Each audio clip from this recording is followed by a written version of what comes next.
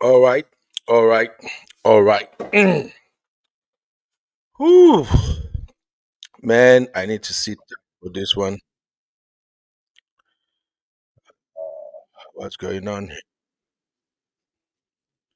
Yeah, I need to sit tight for this one, people.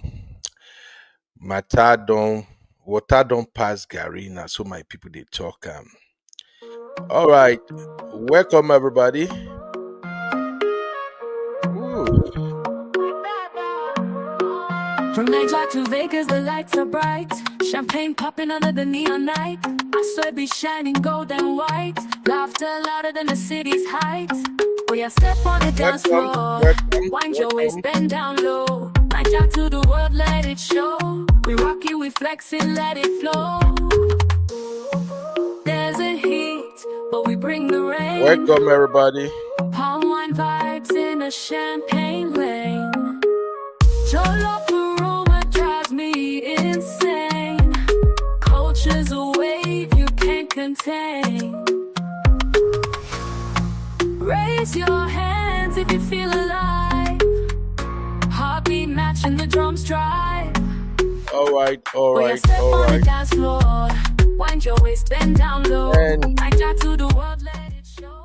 we have so much to cover today, but um, I'm gonna try my best to make it as fast as I could. But I know say hustle don't start again.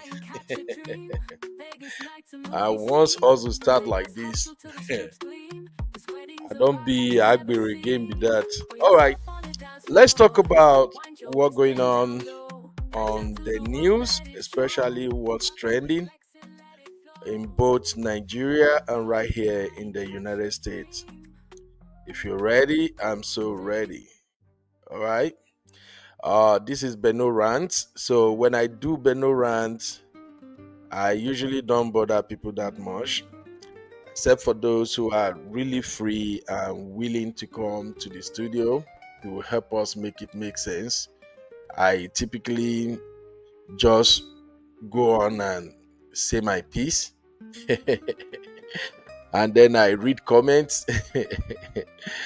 All right, we're going to talk about what's trending in Nigeria. So let me introduce you to what we are covering in this episode.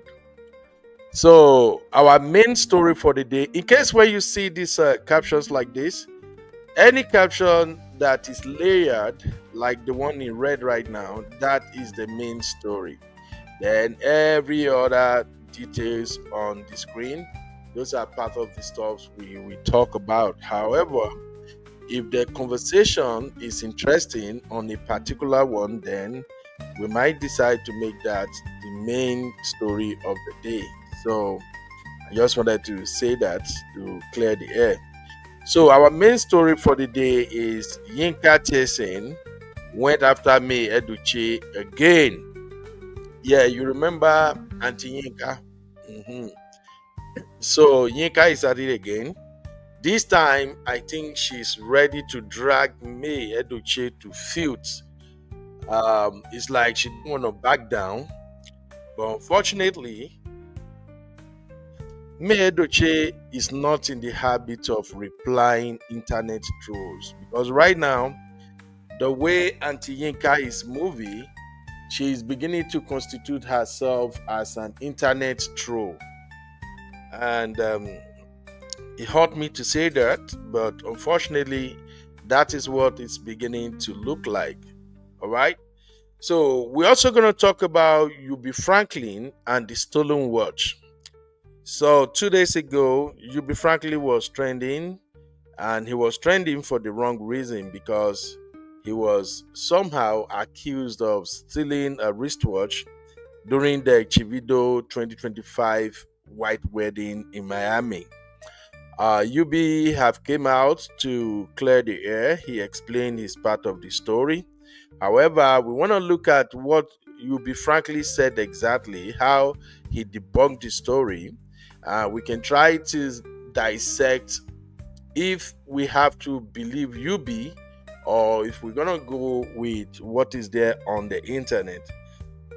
Please bear in mind, my own focus is to extract lessons. I don't give an F about anybody who is trending. You know, my job is, let me speak to my community and those who might get to watch the content later. If you find yourself in such situation, what are you gonna do? So that's the main concern on this platform. This is Uncle Beno and the Real Fam, and all the members of our Real Fam already know how we roll. We're also going to talk about the Ibom Air scandal.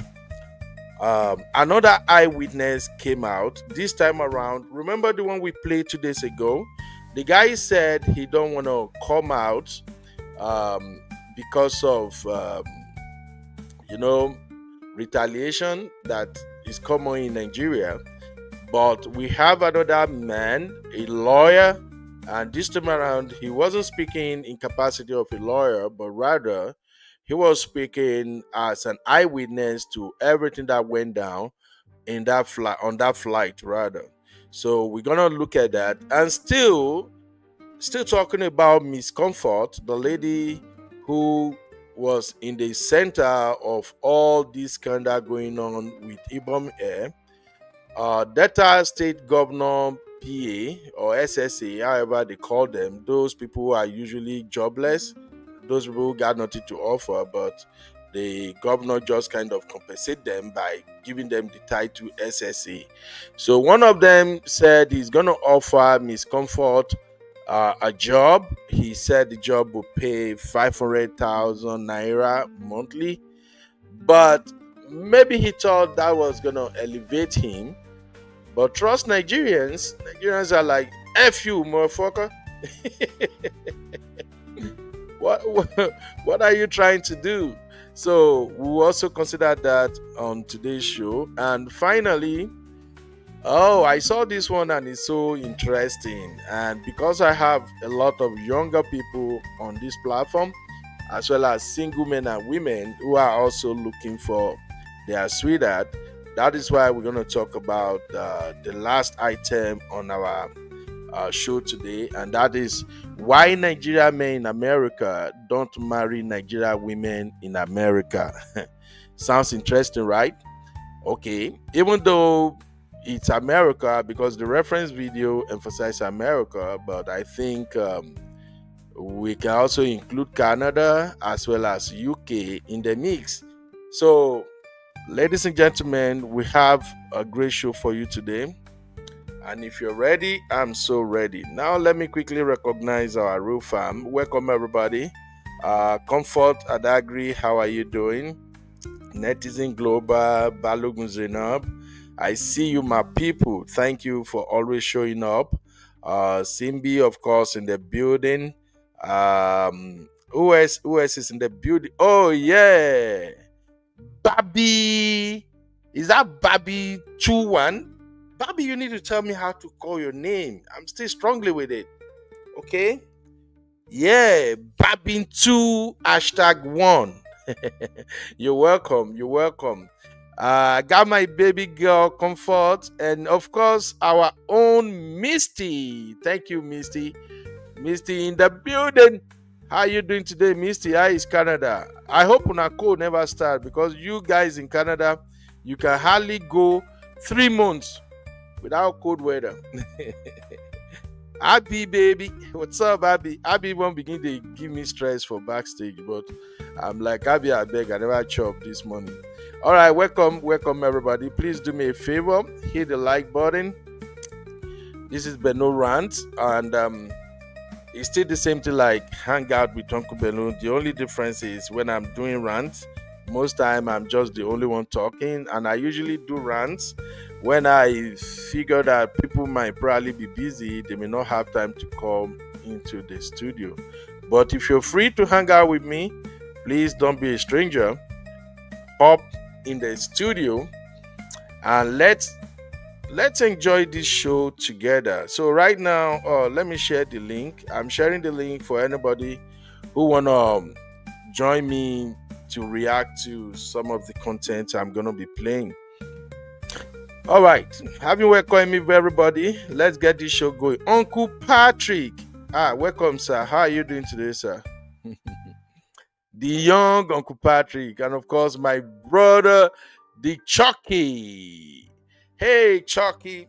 Chucky, will you please leave my baby girl Abby alone? You are always stressing my Abby. I beg. Eh? And Abby, stop stressing my man. You are always stressing Chucky too. Troublemaker Abby. How are you doing, Adeyemi Ogundiran? Báwo ni ṣé gbogbo ẹ wà pàṣà o? You're welcome. You're welcome. Okay, let us get this show started. And if you're ready, I'm so freaky ready. But let me warn you first. Let me warn you. I don't want peace. I want problems always.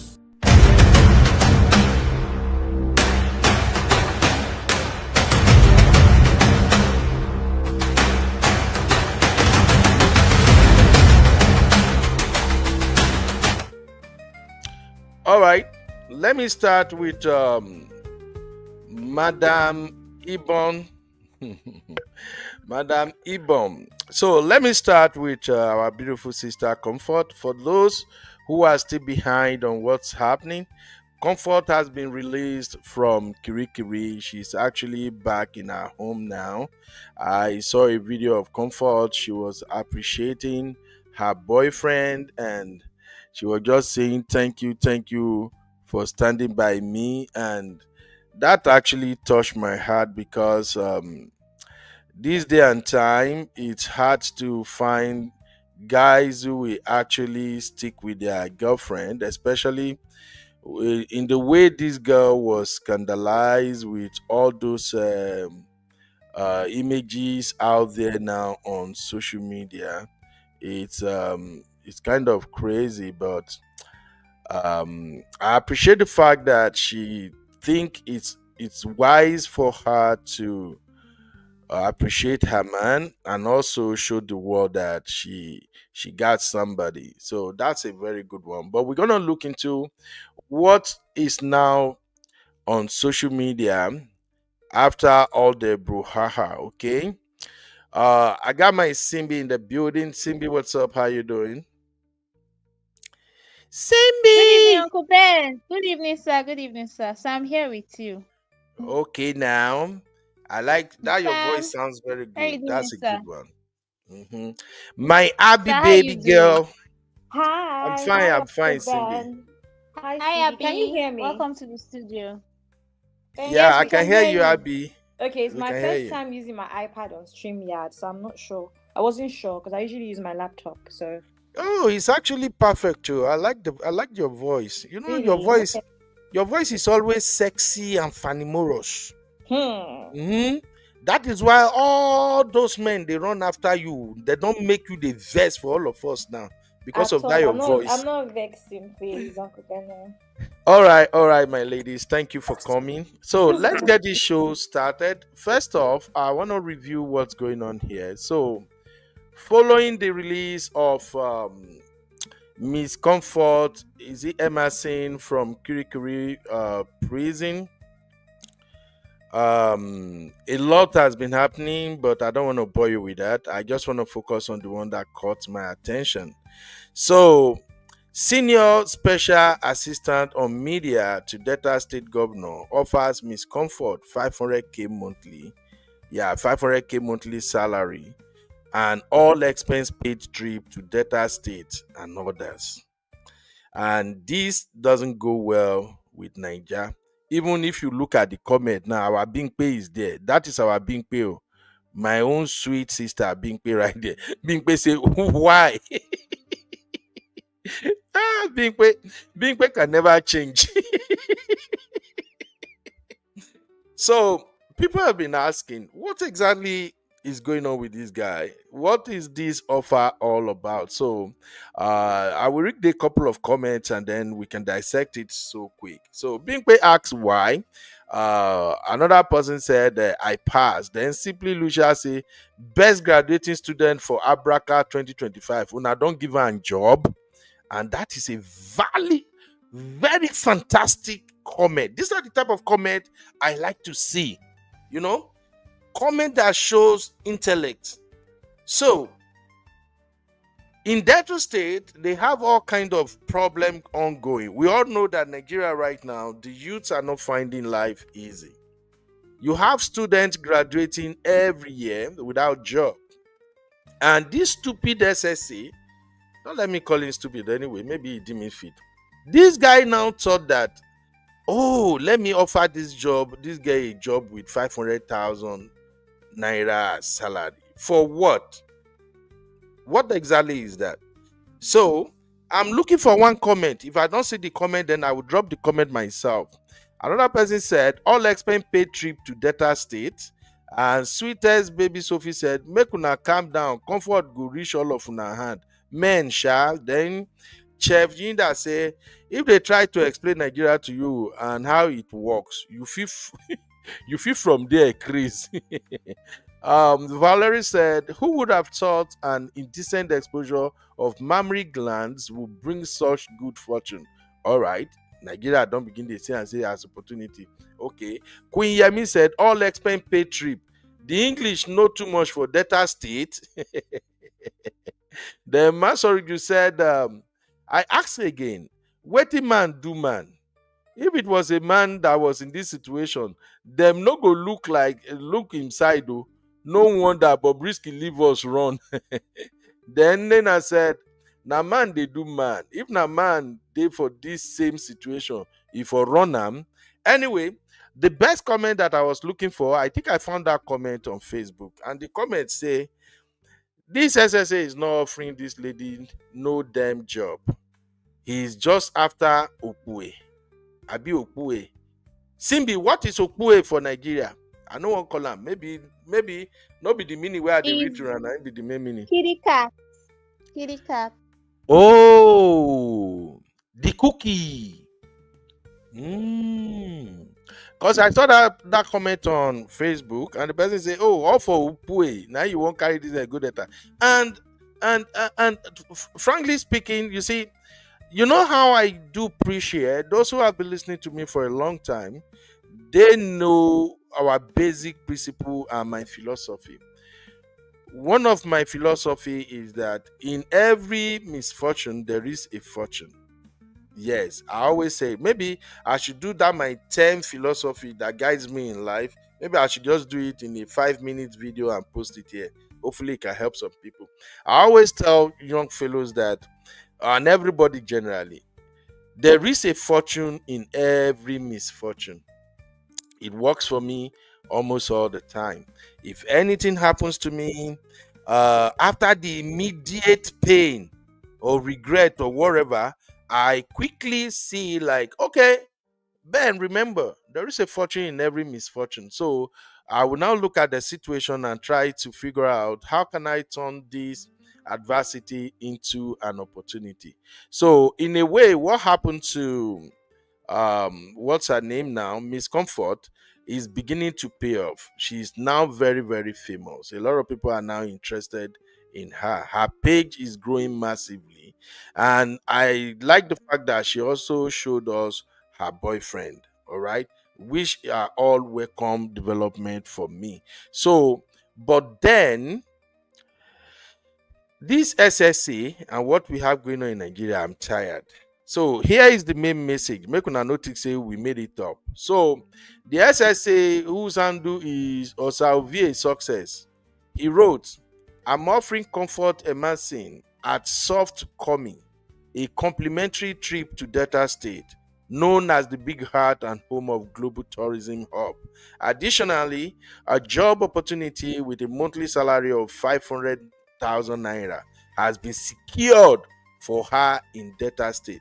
All expenses, including flight ticket, accommodation in a five-star hotel, and tour cost will be fully covered. Now, I don't want to say bad stuff about this guy anyway, but I think everybody can read between the lines. So let me allow my co-host to kind of dissect this. Simbi, what's your take on this first? Okay, thank you so much, Uncle Ben. I think this narrative that when a woman is living a luxurious life is automatically into hookup, or it's just one man somewhere sponsoring her lifestyle. She's not working hard or doing something. it's not nice. We should learn to normalize that women can make money and still live the kind of life that they want to live. It's not nice. That narrative So how actually does that not fit into what is happening right now with this SSA him situation? him saying that he's offering her 500K, the tour and all of that is he's trying to insinuate that she's into hookup business. That's not you being generous. That's you trying to um generalize women who are living, who are doing well for themselves and putting them in one box and saying, oh, this is it. This is the kind of life you're living. And Okay. like you said, Uncle Beno, she has told the world, maybe now that she's in a relationship, she came on Yeah. social media and said, thank you to my man. So maybe that should shut a lot of people off. All right. And, you know, All she's right. out there. She put herself out there. She's telling us, "Oh, I'm in a relationship," even though she's not saying it directly, like I'm in a relationship. But at least we can now see that she's not into hookup as they all thought, because that's the impression that air hostess had about her. That's why all the aggression was there. People just look at you and judge you, and it's not fair. But they had to All do right. that to her. All right. So, but I thank God that everything is actually working for her in her favor. Thank you. Excellent. And that's the part I really like. Dr. Ife in the building. Dr. Ife, my own sister. How you doing, my sister? How you doing today? Hi, good afternoon, Uncle B. Soon be Good my sister. afternoon. Love from here. And Abby is in the building Good too. evening, ma. Abby, how are you, Welcome, Mama? sis. Listen, this is so rude and so disrespectful. Honestly speaking, it's so rude. I think, I think, I'm trying to find the right word to use, just not to be disrespectful to people have right to. Okay, people she has every right to dress however she wants to dress. No, Misty, I'm not gonna scatter the table. You see, that's why I'm trying to use the right word. I don't want to scatter no table. But what they did to this woman is absolutely very, very wrong. And I believe that she's gonna sue. No doubt about it. She's gonna sue. And she has every right. The only thing I have against her is that I always tell people, no matter whatever, never you put your hand on people, because you don't know who you're gonna slap and the person will fall and drop by, and then we're gonna leave everything and start talking about it. So for her to slap the woman back, that was the only problem I have. But any other thing they did to that woman, oh my God, I wouldn't even just get an ordinary lawyer. I'll make sure I get a son. The MBA chairman was my classmate. In school, I studied accounting. He studied law. His wife is my junior in secondary school. We are from the same town, okay? So I know him very well. So you can actually get a good son and, take this Ibom or Abom, whatever the airline is, and take them down. Because exposing you and whoever that leaked that video and that airline, I don't know if anybody saw I think one of the lawyers, I think one guy that was sitting near the lady just explained how everything went. Yeah. And honestly speaking, this lady was triggered to the core. Me, I don't want to say what I would do. I just hope this type of thing don't come my way. But if it comes, I'm not going to say how I'm going to react. You don't talk to people like that, because of ordinary phone. And again, like what's his name explained, that no plane has ever crashed because somebody was using a phone in the aircraft. So I don't even understand all these unnecessary rules. I hope everything works out for her. For the coward man, the one that is offering her whatever he's a coward. He just wants to seek attention. That's all I see in all these things. And if I were this lady, this is an opportunity for her to rise and to do anything she wants to do. You can take advantage of that and run. And men, please, please, please stop disrespecting women. Stop assuming that anytime you see a woman, just like my sister said, Stop assuming that anytime you see a woman wearing expensive clothes or dressing somehow or driving a nice car, that the person is being, taken care of by a man. No, there are a lot of women doing so well. When I mean so well, extremely so well. So because she has a good body, she's a beautiful woman, dresses fine. Don't assume that she's Lusho. Even if she is, it's none of your business. It is her body. It's none of your business what she does with her body. So we need to start understanding that there are a lot of men that are Olosho, and nobody's talking about them. Out of every woman that is Olosho, there is a man out there that is doing the same thing the woman is doing. So why is it that women are always mentioned all the time? She's Olosho, she's an Olosho, she's an Olosho. Men are also doing the same thing. So you mean my gender is also Olosho? Come on now. Don't get me started. I'm trying to. My gender, we are holy. We are holy. I'm trying to be polite because who is the woman Olosho you with? Is it me? Is he not a man? If there is no woman doing Olosho, there will be no man now, right? If there is no man doing Olosho, there will be no woman now. Let's be honest. Absolutely. Yes. So let us respect people. And for this coward that doesn't even have a job, trying to offer her 500,000. Let me just reserve my comment because I don't think you're chasing a cloud just for you to do something. Coward. Thank you, guys. It's nice seeing you people. I'll be hanging in here. No problem. Thank you, Sister Ify. I appreciate that. Abby, what you want to tell us about this crazy guy that is offering 500,000 naira job as well as all expense paid trip? That dude is so dumb. You see, this is the problem in Nigeria. When all these politicians are appointing their fellow politicians' sons and daughters into position, people will thought that those sons and daughters, they actually carry brain. A lie. Majority of them are super dumb. They are just opportune to have those appointments because the politician, governor, or whoever is offering them that position is trying to compensate their parents. That's nonsense. Abby, do you want to tell us anything about this stupid offer? Yes, Uncle Benno. Sorry, I don't know. I think I'm having connection issues. Yeah. Sorry. Obviously, I've also said on the backstage that this is where my support ends. There are certain things that I do not support. Like I said, let's even assume he's really offering her something good and it's not what CB said or Dr. Ify said. I do think he's just seeking attention and trying to get some clout from something that is trendy, personally. But let's even assume that he's trying to offer her something. For what? We're not aware of her qualifications. And like I said, this thing happens all the time. We can't continue to reward mediocrity just because we can. We've seen it happen with so many people in the past, and then there's no long-term plan or long-term strategy, and they even end up in worse situations than they started with to begin with. It's one thing to be a boutique owner or a clothing brand owner and give her 5 dresses. It's one thing to own a wig store and give her wigs. It's another thing to offer her that sort of position when there are so many people that have done the work and are well deserving of that situation. Of course, Uncle Ben, or anyone on this platform knows that I've literally fought for this girl. I've been on her side from the start. So this is not an attempt to say that she should not get any sort of support. Not this kind of support.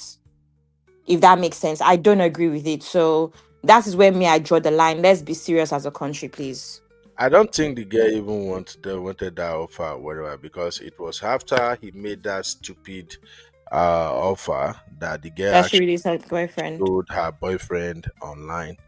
You see, it's just, I think what got all these men behaving nasty is this shape they are seeing right now. I was saying something here the other day when we covered the video, and I'm like, look, the way men brain works, we have this picture, how do I say it now? We have this high power imaginary machine in our brain that when we look at a woman, See if the woman just review small for us, our brain go figure out the rest of what is there. So I think they've probably been to our Instagram page and they've seen all kinds of picture and everything, and they are just lustful towards her or something. But Yeah. anyway, Naija na Naija. There is nothing wrong in a girl being beautiful and showcasing herself that she's pretty. I advise people to do that all the time too. Put yourself out there, look good, look really, really good. But while you are doing it, also show some of your natural self, not like every time you want to post filtered pictures or over photoshopped images and things like that. So but that's it about it. I wanted to play this video, but because we are covering a lot of topics on this show and I have to go to work, I can't play it fully. But in case if you miss it, this is the video of one of the passengers on the flight who actually gave an eyewitness account of what went down. When I listened to the man, I think the man description of the incident was accurate. I don't think he was exaggerating or anything. Please take a listen. I think he said he was sitting on the same row on the other on the part of that row. He's a lawyer, he's a legal practitioner, and a passenger on that Ibom Air flight from Uyo to Lagos. David Ogebe joins us virtually. Mr. David, thank you so much for coming on the program. Thank you. Good morning. Thank you for having me. It's good to have you coming. I'm also excited to the fact that you're a lawyer. So we saw your statements. You released your statement, and I wish I could get to part of that statement, maybe later. But you gave your own account of exactly what played out. If I summarize that statement, you were basically saying this lady was triggered. At no point did she refuse. But I'm not going to speak for you. You were on that flight. So tell us, where were you seated, your seat number, where was she seated, and what exactly happened that things escalated to the point? Because what you're going to tell us now is what none of us is. Kidney or testicular cancer diagnosis? You may have legal options. If you've been drinking public tap water over the last... So none of us is privy to what you're about to tell us now. We've only had a statement from Ibom Air, and now a lawyer who was not in that plane but briefed by Comfort has spoken, but you are an eyewitness. So, Barrister, tell us what played out. Okay, thank you. Yes, I'm a lawyer, but I'm appearing this morning, and I'd like to just stick to that. Now, I was sitting to her immediate left. So I was on the aisle seat to the left. She was on the aisle seat to the right. So my seat number was 14B. There was a gentleman to my left who was on 14A. So her own seat number should be either 14C or D. I think the window seat is 14D, while she was 14C on the aisle. So we're right next to each other, and it was a small plane. So I think the distance between us was no more than 2 feet. Yeah, so I heard everything. I saw all that transpired. And yes, she was triggered. Even though the lady, the air hostess, the second air hostess who was speaking to her, was directing all her instructions to her, just me sitting down there, I actually felt humiliated myself, just looking at the way the lady was being spoken to. To be fair, Ibom Air instructed very clearly. The first air hostess that came instructed very clearly, no airplane mode, no airplane mode, switch off your phone. After takeoff, then you can put on and put flight mode. So it was very clear. The first air hostess addressed us on the emergency exit road protocols. After she did that, she spoke to Miss Emerson and said, please switch off your phone. She told her twice, and then this first air hostess left to continue her duties. The second air hostess, who is the one blocking exactly who is being shown now, that second air hostess now came towards us in the emergency exit and stood, even from her posture, see that she came for trouble, and Miss Emerson had been fiddling with her phone. I noticed she was trying to do some stuff, I don't know. And so she told her again, switch off your phone, switch off your phone. And Miss Emerson said clearly to her, I heard it. She said, please, the buttons on my phone for switch off are not working. They are not working, so I don't know how to switch it off. And the woman said, no, switch off your phone. So that back and forth went on. So at a point, that's the second air hostess said, look, you're even using an iPhone. So you don't need a button to switch it off. So the lady said, okay, I don't know how to do it. Can you do it for me? And she said, I'm not touching your phone. I'm not touching your phone. Just switch it off. She said, I don't know what to do. So the lady now said, okay, go to settings. Then when you go to settings, go to general. So the girl was holding and said, see, please, I can't understand what you're saying. I can't read. I don't know what you're saying. You're saying where I should go to. The woman, the second air hostess now told her, I don't have time for your nonsense. Please just switch it off. She said, okay. Mr. Martin now asked, can you spell the general? So the air hostess started actually saying G, okay, G, then E. So that was the point that the gentleman on my left and I said, come on, what's going on? Calm, don't speak to her like this. Let's, the second air hostess did not even acknowledge her. She didn't even to my side to even see that someone was speaking. So at that point, I asked the gentleman to arrive. I said, please, can you just help this lady? I don't use an iPhone. I've never used an iPhone, so I'm not too familiar with settings and all of that. So the gentleman to arrive now took the phone and started trying to sort it out. So when that was going on, Miss Emerson started talking to the second air hostess. I said, why are you embarrassing her like this? Why? Why? And then the air hostess told her, you better keep quiet now. If you say another word, I will deal with you. That was when Miss Emerson flared up and started cursing. I cannot say the things that she was actually saying because the language was very flowery and X-rated, I can't say. So that was when this second air hostess said, okay, you will see. And then she left and went towards the front of the airplane. She never came back. At least I don't recollect her coming back through the aisle throughout the flight. So that is exactly what transpired. So after that happened, the gentleman to the right switched off the phone or whatever it was he did. And a couple of passengers tried to say, switch off your phone, don't risk our lives, blah, blah, blah. And then we told them, no, that's not what happened. She never said she wasn't going to switch off her phone. She was trying to switch off her phone. She said she had issues switching it off. And so the passengers calmed down and we took off. So that is what happened. But it was clear, at least to us on the emergency exit row, it was clear that there was a problem here. She needed to be handled very well. Because this lady kept simmering throughout the flight. She was cursing. I could hear her because I was right next to her. She was really upset. She felt as if these people are just against me. And why? She said she bought this ticket with her own money. So why should they treat her like this? That's what she was saying. And that's what I'm hearing. And I can't tell you what the other thing she was saying because they were really nasty. But she wasn't directing to anyone, but she was just talking. So it was clear that she was angry. And the second air hostess, the aggressor, kept checking, kept peeping to see how things are going at our end throughout the flight. I noticed it. So the passenger by my side, as we're approaching landing, we're like, God help us, so let's get out of this plane before anything happens.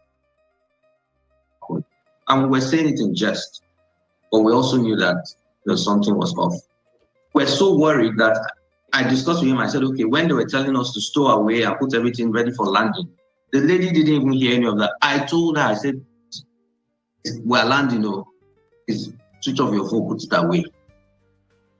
Then the second air hostess, the first air hostess, the very polite and amiable and professional one came, helped her to stow away, helped her take her purse, put it in the cabin on top, and was very professional. So all of that happened, and then the plane landed. Once the plane landed, the first air hostess, the professional one, came to the front and started disembarking by room. Just before it came to our turn, Ms. Emerson left and went back. And I presume she went to the toilet. I used the toilet myself, right? And I noticed that the only apartment at the back is the toilet. There isn't even an apartment, cabin crew and all of that like regular things. It's just the toilet. That's the only. So that's why I presume she went to the toilet. So so when it got to our turn to disembark, those of us on our road disembarked and we went out and totally forgot about the hooks part until the videos and all came. So that's what happened. This is what I heard. This is what I know happened. Issue of airplane mode. All right. That didn't come up, at least I didn't. Thank you. Thank you. That's all I can take from this gentleman. And frankly speaking, from the way he spoke, I tend to believe him. He doesn't sound like anybody who have any interest to protect anyone or to make the matter worse. I think he was just giving a full account of what he witnessed, and they actually showed his ticket, which is demonstrating how close he was to miscomfort. Well, it is what it is. If it is left to me alone, because of the bad culture, bad customer service culture we have in Nigeria, I would say they should have fired that air hoster. But Nigeria, if they fire her now, she will not get job for the next 10 years. So hopefully she learned her lesson and act right. But it's not okay. We have to improve as Nigerians. That's all I can take from this particular one. We still have a lot of story to cover, so bear with me, my people. I don't want peace. I want problems always.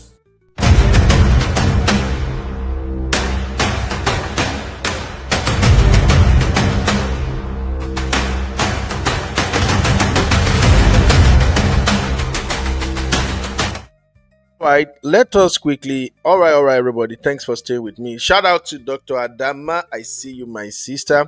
And 2YOK, don't expose herself today. She's a woman.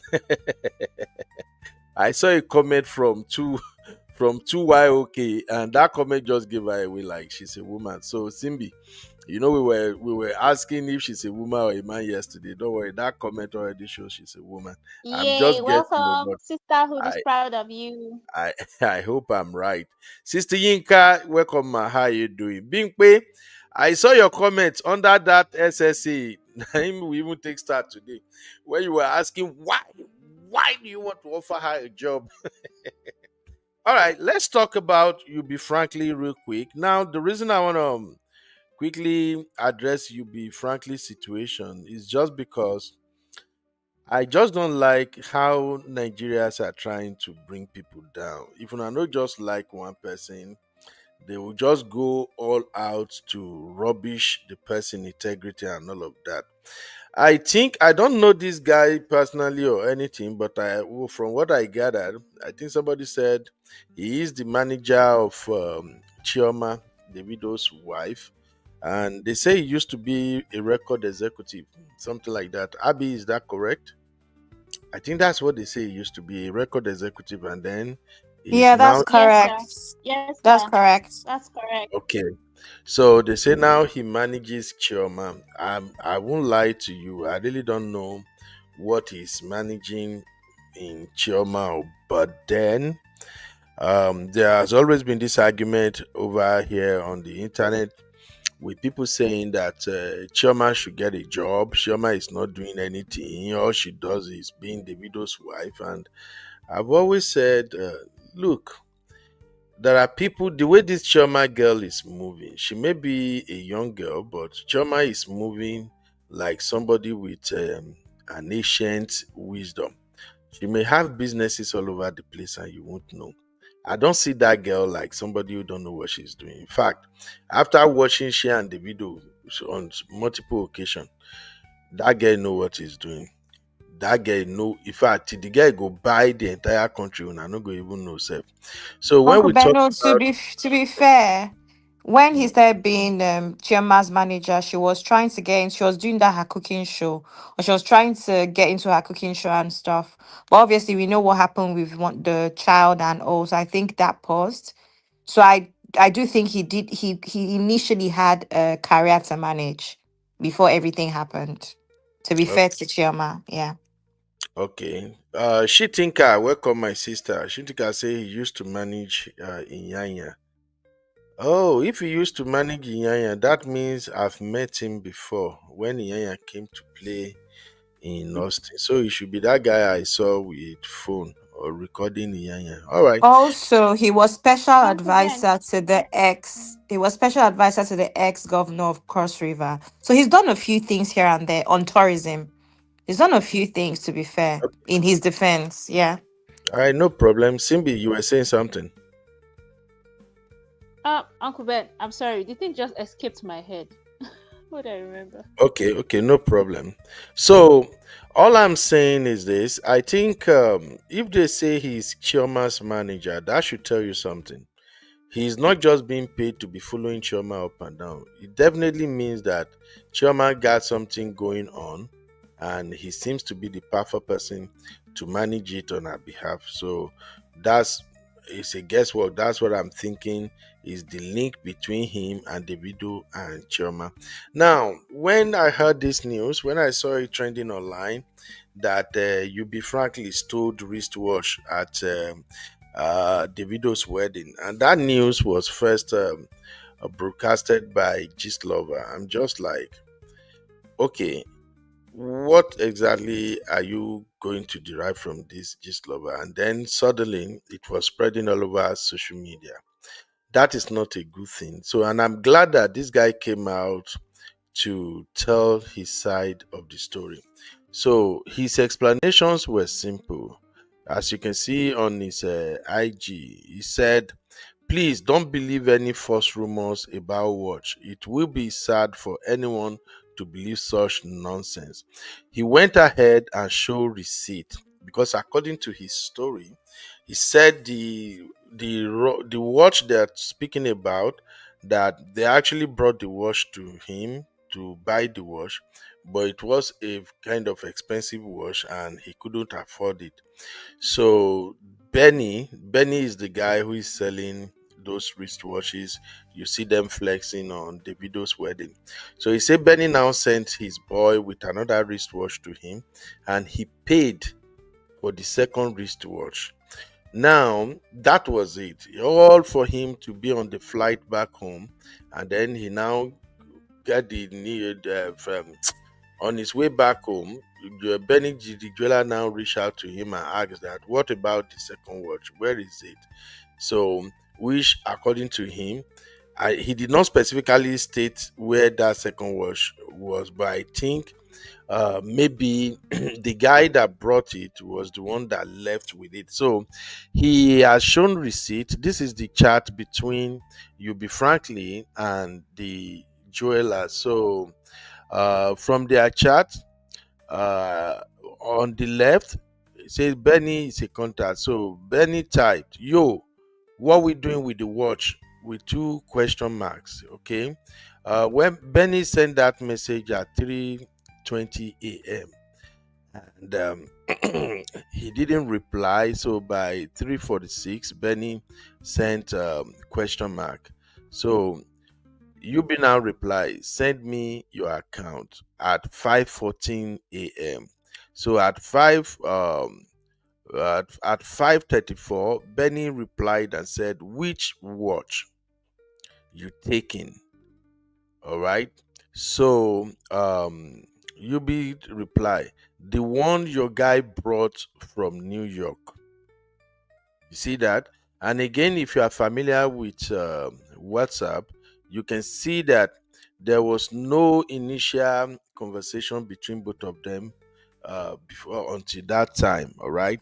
So he now said the one your guy brought from New York, and Benny replied, so what is the okay? So where is the other one? You gave it to him with question mark.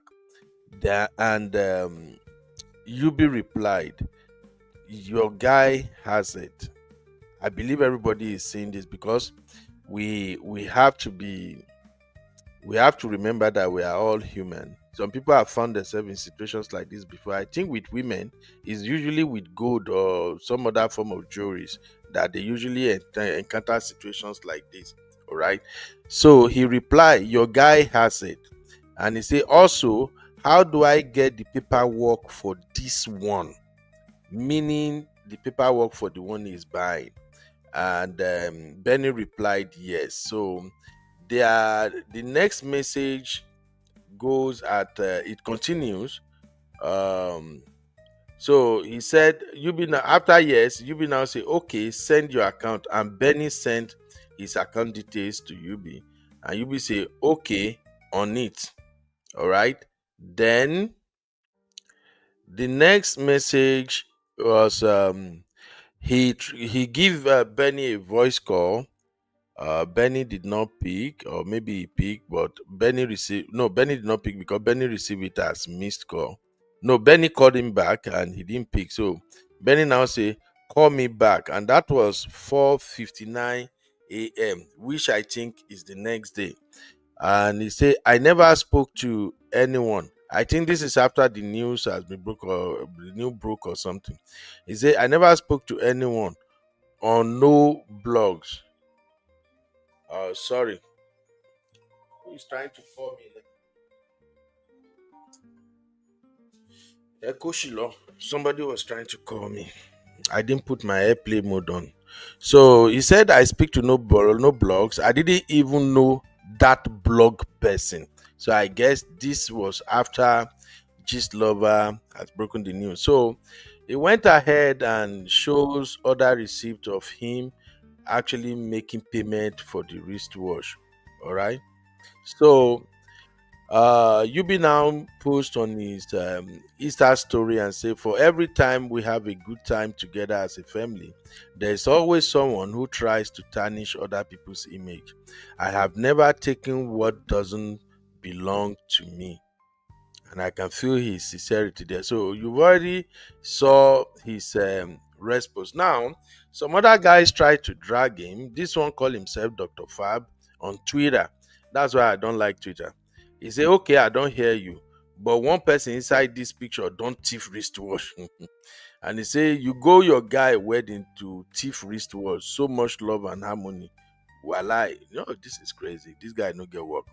The guy also said, a whole former labor executive, this one bad though. Then this Giorgio said, for your sanity, no they carry Ubi Franklin go party. Now, these are all, to me, it seems like it's a campaign to tarnish his image. Now, the person that pissed me off the most, I will show you, I won't mention his name. I don't want to make una spark for me. I think I'm already wasting too much time on this. They are stupendous issue self. So this is the guy that pissed me off the most, and his accusation is the one that made me feel like I think sooner or later this guy go collect. Listen. The person that told everybody that he heard about it, that David. That same David, when they come outside, they say, who's this one? Naim Tokam. And you see David, you will do yourself very soon. I have never, people when they follow me, they know, I have never come out to show chats or to show private conversations because I am against it. Not I'm against it. It's not the right thing to do. It's against the law. Do you understand what I'm saying? But don't do it yourself. Because in that wedding, una get very close circle. The close circle now, I don't want to mention name, but una no pass 7. I can even, for that wristwatch, Ubi, so that you know, Ubi, you have my number. If you want to call me, call me. I just they put this one out there because now out there, now we they talk. Do you understand? It is the same David. And this is how your wristwatch, David added $5,000 for the purchase of that wristwatch. Now, so you go no say, not be say, na carry talk. For me to come outside to say something, that is a very, very strong allegation. The person that told everybody, and he confirmed it, now David. David, no deserve yourself. And then two-sided people. How you go come outside, tell people, say you want this thing out. And the reason why they want this thing out is because David was upset with you, Ubi. He said you took it. He said, of course, Ubi stole it. He said it. Let David come outside and begin to fool himself. Now, Uncle I don't Ben, know what is wrong with this guy. Yes, Simbi. I'm sorry, I don't want to interrupt you. Did this guy just say all of these things without saying allegedly? Like, is he insinuating that David is pretty sure Ubi took that watch? Hmm. Simbi, you are listening to him the way everybody is listening to him right now. No, allegedly. Oh. That's why I think that people like this, I pray God protect him. People like this, something happens to them sooner or later. This guy doesn't have the backing that somebody like Very Dark Man has, and he's running his mouth like mad like this. Anyway, here is the question to you guys. Sorry, Uncle Beno. I think it's important to add that this is not just about David's camp. That too fab and the people that actually spread these gist are from Wizkid's camp. I just want to put that out there. Oh, And that's what I'm saying. They've been doing this for so long. All of these silly fans that are, like I said to you, there's different kinds of No. fans. There's fans like us, and then there's fans that are affiliated with the artists themselves. So Two Fab and them lots are actually part of Wizkid's camp. Like you see them out and about with Wizkid. And I don't know why they're doing what they're doing, but I wanted to just let you know that it's worth mentioning that it's become a thing of Wizkid versus Davido. That's what this is. thank you very much, my dear. So let me just ask this question so we can quickly move on. Do you believe D1's accusation that Davido is the one behind all this nonsense? Personally, not because I like Davido, but I don't think Davido will do shit like that. I think for somebody who actually staged wedding like that, he wouldn't want any kind of negativity around his wedding. But you know this guy, the parent, they need to they pray for him. People around him need to pray for him. Again, if you're a young man and you are moving this way, sooner or later something will happen to you. Now, if the video arrest her now or carry her and go court now, it will be something. But what I usually advise is that when you see people like this, just ignore them. They are just being stupid. So let's take this poll real quick. Do you believe D1's accusation? If you believe D1, drop one. If you don't believe D1, drop two. Let's do that real quick so we can move on to the more juicy story. Do you believe D1? I doubt if anybody believed D1. Uncle Ben, Yes. honestly, sometimes we think we know people, but we do not. I don't know. I'm indifferent. I don't know. You are I indifferent in don't terms of what? know. Uncle Ben, I don't want to say I believe him or that I don't believe him. So I'm sitting on the fence. Abby mentioned something about Wizkid fans, the ones Mm-hmm. affiliated with Wizkid, David, and all of that. I just want to say, fan base is not something you can actually you can't control your fan base, whether they're toxic or not. You cannot control them. They just do what they like. And I barely see Davido and Wizkid actually going at it. I think it's just the fans that are All right. fighting more than the artists in question. CB, they go at it every week, almost every week at this point. Davido and Wizkid, both of them are silly. I don't know what they're doing. They're letting their fans get in their head, unfortunately. Every time you see artists that are against each other, it's the fans that make it worse. You can start with something very little, like healthy competition.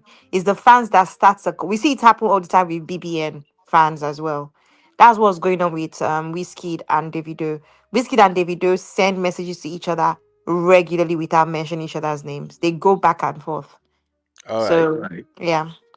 All right. Thank you, everybody. Let's move on. This really don't worth our time. I just wanted to just put a word out there that Ubi Frankly have actually addressed the situation, and with all the receipt he showed, I believe him. Those wristwatches are not cheap wristwatch that somebody you this is not like him walking into a store and say, let's say, he shoplift or something. So these are all bushy story. I think the guy is too gentle. This is why I advise people at times, especially young men and girls. Sometimes you have to show that you are a crazy person. If you don't show you are a crazy person, they will be taking you for granted. How come all the people that were there, Ubi Frankly is the one they targeted? Because they know probably a lot of people don't like Chioma or whatever. But anyway, it doesn't worth our time. Let us move to a better story.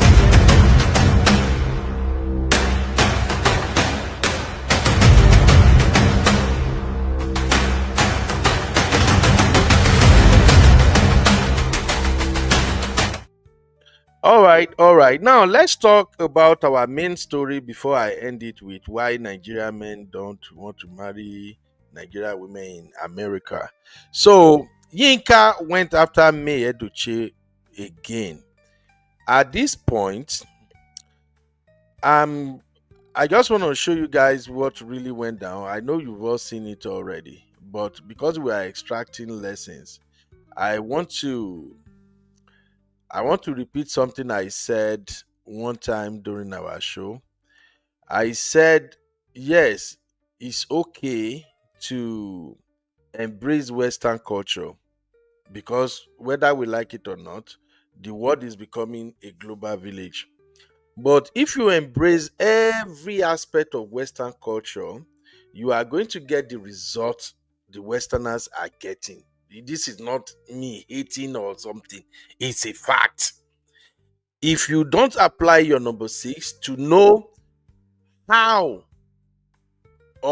how do you move or how do you apply some Western ideas or practices or way of life, and remember that you are still African. If you don't know how to balance it, you go dey collect ni. And when it happen, when you get the Western result, your African mannerism, your African beliefs, and your African way of life will now take over you, and you will start playing the victim. That is what is happening to Yinka Theisen. Now, I think after the issue of Yinka made it to the internet and Nigerians started dragging her, and she accused May Edochie that she's the one who unleashed May Nation to come after her, blah, blah, blah. And as a result, Link cut his relationship with her off. Yinka is no longer okay, I'm sorry to say. You know how it feels as a woman to find a man that promised he loved you and is showing that he loved you, and all of a sudden it seems that the bigger part of your life, the one thing you have been trying to accomplish is finally, or the one dream you've always wanted to achieve is finally coming true, and it was cut short out all of a sudden, especially for women. That is crazy. So Yinka is no longer okay ever since Link cut off that engagement and everything with her. Today she will come out and say, I'm done, I'm no longer doing anything about it again, I'm move on, everybody, God bless you, God bless you, God bless you, with her crazy American accent. And give her 2 days, she will be back again. So I think the attention she received as a result of that, she just can't let it go. And somehow she has figured out that if she really want to get more attention, let her go after May Edochie. If she does that, people will flock to her page and all of that. So after Link parted way with her, this is the video she made, and somebody accused her of putting herself into a family business, and she said, I'm not doing that, I don't do that. But guess what she did in this video? She went back revealing more secret, and she didn't know she was doing it. Take a listen. Decided to make a short video today. A lot of you call me grandma who does cha-cha-cha, and you say I'm insane. Everybody has a degree of insanity in them. So you know what I'm gonna do? I'm gonna live up to your expectations of me. Okay, so I'm gonna start to do some cha-cha-cha, as you call it. So here's the thing.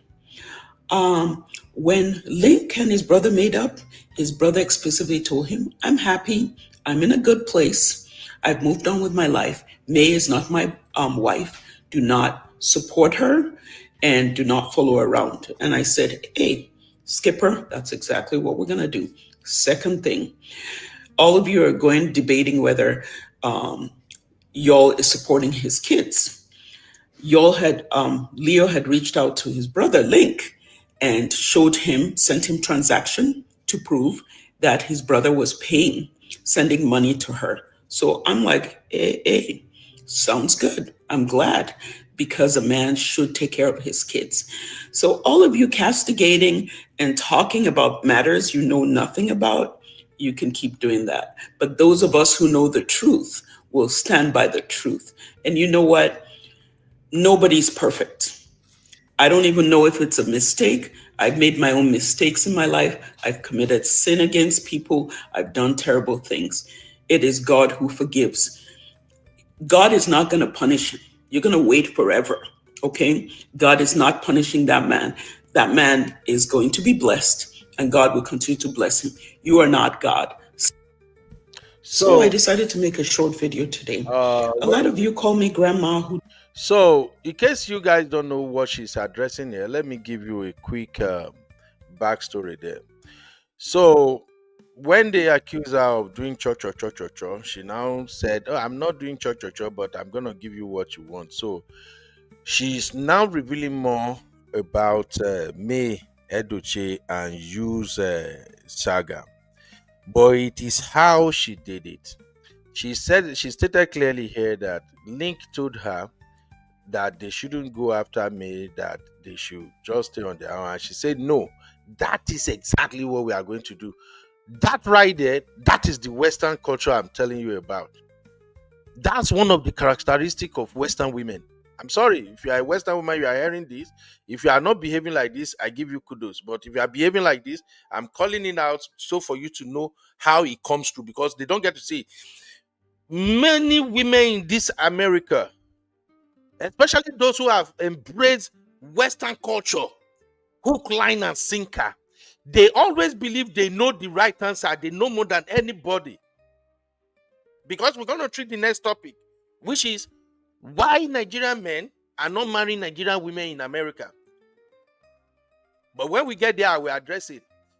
What she's doing right now as a woman, wherever you are, whether you are in Nigeria, you are in Canada, you are in London, if you are the type that you believe you know how to approach an issue than anybody, you are with a man, boom, you want to overrule the man. No, this is what we're going to do. This is how we're going to do it. That is what majority of women in America do. I'm telling you right now, I've preached this thing several times, that even me, if I'm single, if I want to marry, I would rather prefer marrying right here in America, where me and the woman go see face to face. But the stupid attitude that many of these women have, I swear, I would rather go sit down for Nigeria to find wife. Except if you find those few Nigerian or African lady that once you start relationship with them, they don't want to show you that they know more than you. Oh, I got it under control. And they are so freaking controlling. Very nasty attitude. You see them all the time.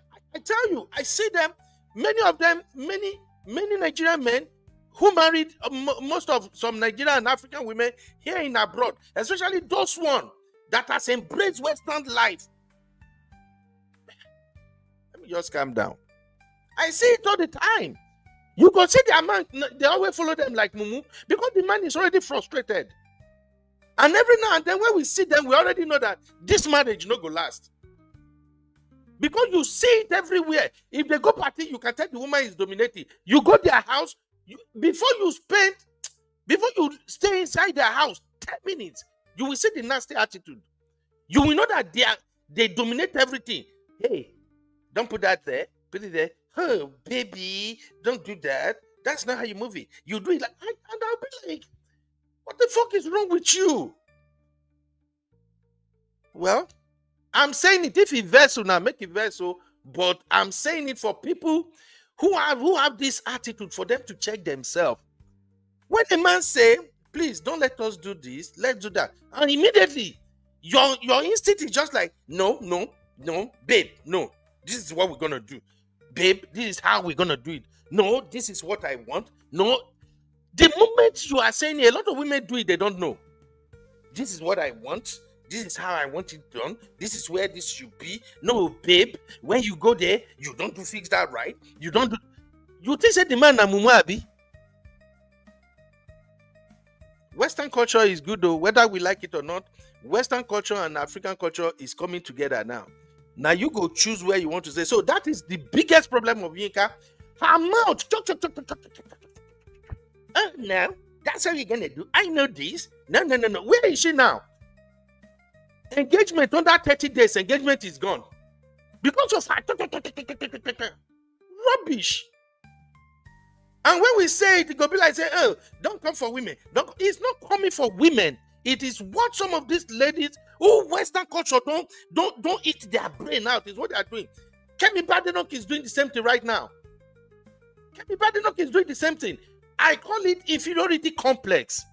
I call it trying to impress people who don't even give an F about you. That's what I call it. A lot of women do it.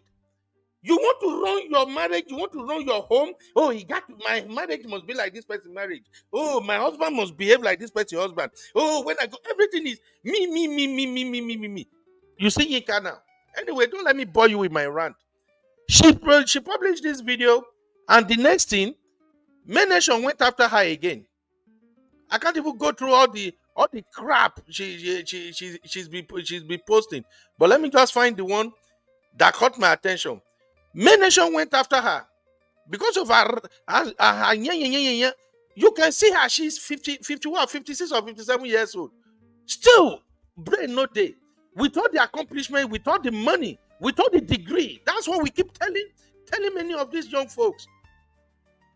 You see her now, 50-something years old woman, with all the degree, with her education, with her job, with her profession, with her career, everything. Brain no still day. So dumb. Then May Nation went after her. They went after her. When they began attack her, she posted this. I don't even have time to read that one. But let me just go to the one that caught our attention. You see? Everything when they post, she was replying. If anybody do any comment, she will go there and reply and do at her age. Grandma for that matter. She will reply. She will do everything. Until all of a sudden now she comes. She said they wrote a petition to her job. They are threatening her work, that she is threatening a woman who is suicidal. And she's not suicidal. Blah, blah, blah, blah, blah. I know too much. Then she published this right now. What did she say? She said, just so I'm very clear, when I apologized to Link, it was because of his document that became public and things I said about his family, why I was stressed during the interview. It was not because I posted May's number or anything about May Nation. He gave me my number because she asked of it and needed help with something. I needed to clarify and emphasize this. Nobody send you all the shalaye. You go shalaye sote. Wo. Emi afe ebo. Then she shared this before that one and said, May Edochie is the leader of May Nation and they are doing her biddings. She continued to accuse me every time, every day. May Nation this, May Nation that. Now she shared this again. May Nation and lies. I had this field alleged he followed me because of Link.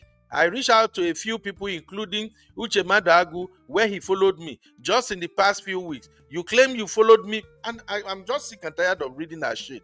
You guys already know her page. You can go there and read it from her page.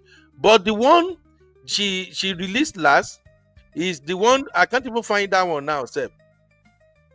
Is the one where she claimed, you see, she go screenshot, comment, everything from Facebook. Oh, she will be replying to them. Until I said they can finally petition her work and all of that. Then she came out and said, for those who don't know, Nigerians and lies. You see, just all kind of stuff. This woman is ranting. I can't find the one I want to show you now, but I think you guys have seen it. Maybe if I find it in my WhatsApp server, I can show you. So she's now claiming that May Nation have written petition to her job. Okay, yes, I found it finally. Let me share it with you here. She said May Nation petition her job and say she is threatening May, that May is suicidal and blah, blah, blah, blah, blah. And she said finally she's warning them and all of that. And I'm just like, there is no need to even talk about this Yinka of a woman. Her message simply said, a bunch of women wrote a petition to my employers that I was bullying a suicidal woman who is not suicidal at all, just to get me fired. How absurd. A bunch of brainless, unintelligent, insane women. You attack my kids, share my number, and when I share your leader's phone, I became a target. Keep pushing it, Link Edochie announcing, okay, they keep pushing it till Link Edochie announced a breakup to please all of you. I am not a coward, and the silly cyberbullying still continues. May Edochie, I am warning you publicly for the last time. Leave me alone. I will yield the floor to my panelists and for those who want to come in, but this is just my take. For me personally, I am not interested in this Yinka, but Sister Yinka, this particular Yinka, she's a typical example of those Western characters and behavior no woman should emulate. It's good. We live in America, we live in London, Canada. Pick the good behavior, the good qualities, Western qualities. Pick it, apply it, use it. But the nasty one that make them ends in divorce upon divorce, don't do it. That is where your Africanness should kick in. There are limits. If you are into this idea of, oh, I know everything. Oh, babe, I'm in charge of this. Oh, don't move that way. Move this way. Oh, babe, don't put that there. Oh, you see that your friend? I don't like him. You see that this? No, you can't behave like that. All of a sudden, when you continue like that, initially your man will be engaging you. Hey, babe, no, it's not like that. Why don't you consider this? Your man they try to explain to show you that, oh, he's a matured man. But when you continue, it will get to a point, the man not go they explain again. He drop cup. Hey, you know that's nasty. Don't drop that cup like that. Why don't you move the cup up there? This is no. When I was alone, I used to do. At the point, the man will stop following you to Shalaye. If not me, you complain about cup. You complain about that one. This one, I know sabi do am. That one, I don't move this way. This one, oh, no.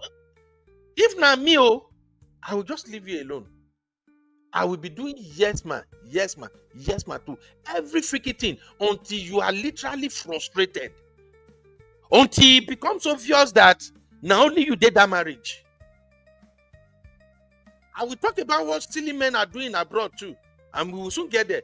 But this is just for those who might not know what they are supposed to learn from the way Yinka is moving. Yinka is a Yoruba lady. But she has lived in the America so much that she don't swallow the American culture, the American practice, the Westerners over Sabi. I know too much. We do this. She don't swallow them. And you see where it's taking her now. Thank you, ladies and gentlemen. Abby, you want to add anything? I don't really know what to say, Uncle Ben. Does this have anything to do with Americanness, Britishness? Because yes.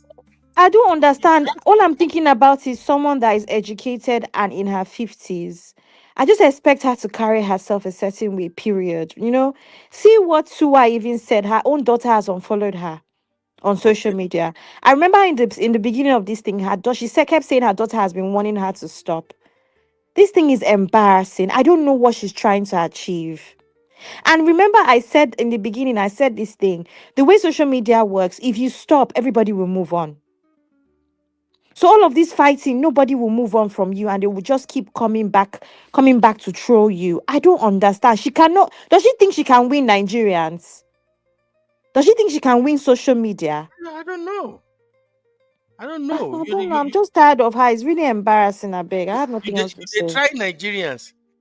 Nigerians will get that to sit down for social media from morning till night just to troll you. Oh, Jesus. Yes, Simbi. Uncle Ben, I think it's safe to say it's not all old women young ladies should listen to when it comes to relationship advice or marriage. This is a typical example, right? Auntie Yinka, it is well with you, ma. It's crazy. Abby, I get what you are saying that, it's not about being, it's everything about Westerners. Look, there are some ages you be at that you can get away with some things. But when you reach certain age, there are some things you don't do. Maturity and wisdom will automatically warn you that, You can't do this. This is not right. I don't know if you get what I'm saying now, Abby. Yeah, I understand. They even said she has a really good job, no? They all do. They all do. Many of them have great jobs. So is she not consent? They are right now. That is why I know even they drag with my CC again, because I know CC is 100% right. And many of my sisters here, they've pointed this, what I'm about to say now, they pointed it out severally. Women are the one making the money now. Women, especially in this America, where even in Nigeria, we are seeing it. Women are the one making the money. They are the one going to school. They will get to the pinnacle of whatever field they choose. Okay. I don't even understand this thing, because Uncle Ben, I said a couple shows ago that I don't comment on Insta blog or so many places for a reason. I always think, who will see my comments? My father follows me on Instagram. Okay. My father, so every time I think about it, I'm always like, all of these, my mom's friends that follow me, my mom was following me before she passed. I'm always very, very wary. People are not concerned about the people that are following them, the people that will see is your office people, your colleagues. I have colleagues following me. I don't know. Human is very odd. I beg. It's crazy. Well, I think we just have to move on. This is Beno rant. Make una no verse for my rant, but as always, I always try to look at angle into things. I've examined her relationship, the way she conducts herself and everything, and I see it common here in America. Anybody will live for America, we won't talk, say they never see him. They not just want admit and it's common. And for those who are looking for husband or you are looking for wife, just go and watch Yinka page. Go to many of the single women who are on social media giving advice or doing some shit. Just go watch their page. That will tell you what we get from their page is, okay, what am I to watch out for if I want to marry in this America? I've always preached this, that men should marry where they are. Stop running to Nigeria. But even me, when they preach them, I see this nasty attitude all the time. It's the way it's not just old or young. Even look at your own children self. If you not stand gidigba as African parents say, no, you won't do this rubbish in my house, you will see that controlling, that I know it all, that they are good at cutting people off. Even the children, they do something, you try to correct them, bam, before you even say, oh, yesterday your teacher said you did it. No, that's not what happened. Actually, let me explain it. Then you never even learn that. Bam. If you don't stand on business and you start telling them, shut your effing mouth up. When I'm talking, you don't talk. You listen. If you don't insist and make it a point for them to actually see that, oh, this is nasty attitude though, that anytime my daddy or my mommy is trying to talk, I'm cutting them off.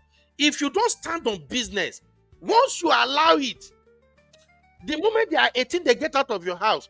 That is it. They will start struggling in many relationships out there. They will be fantastic. They will have great job. It doesn't affect their job or anything. But once it comes to relationship like this, you will just say, this one carry them. After a while, boom, they drop them. That one carry them. After a while, boom, they drop them. Is that nasty attitude of, I know it all? Before you suggest anything, no, they don't snap them out of you. No, we ain't do that.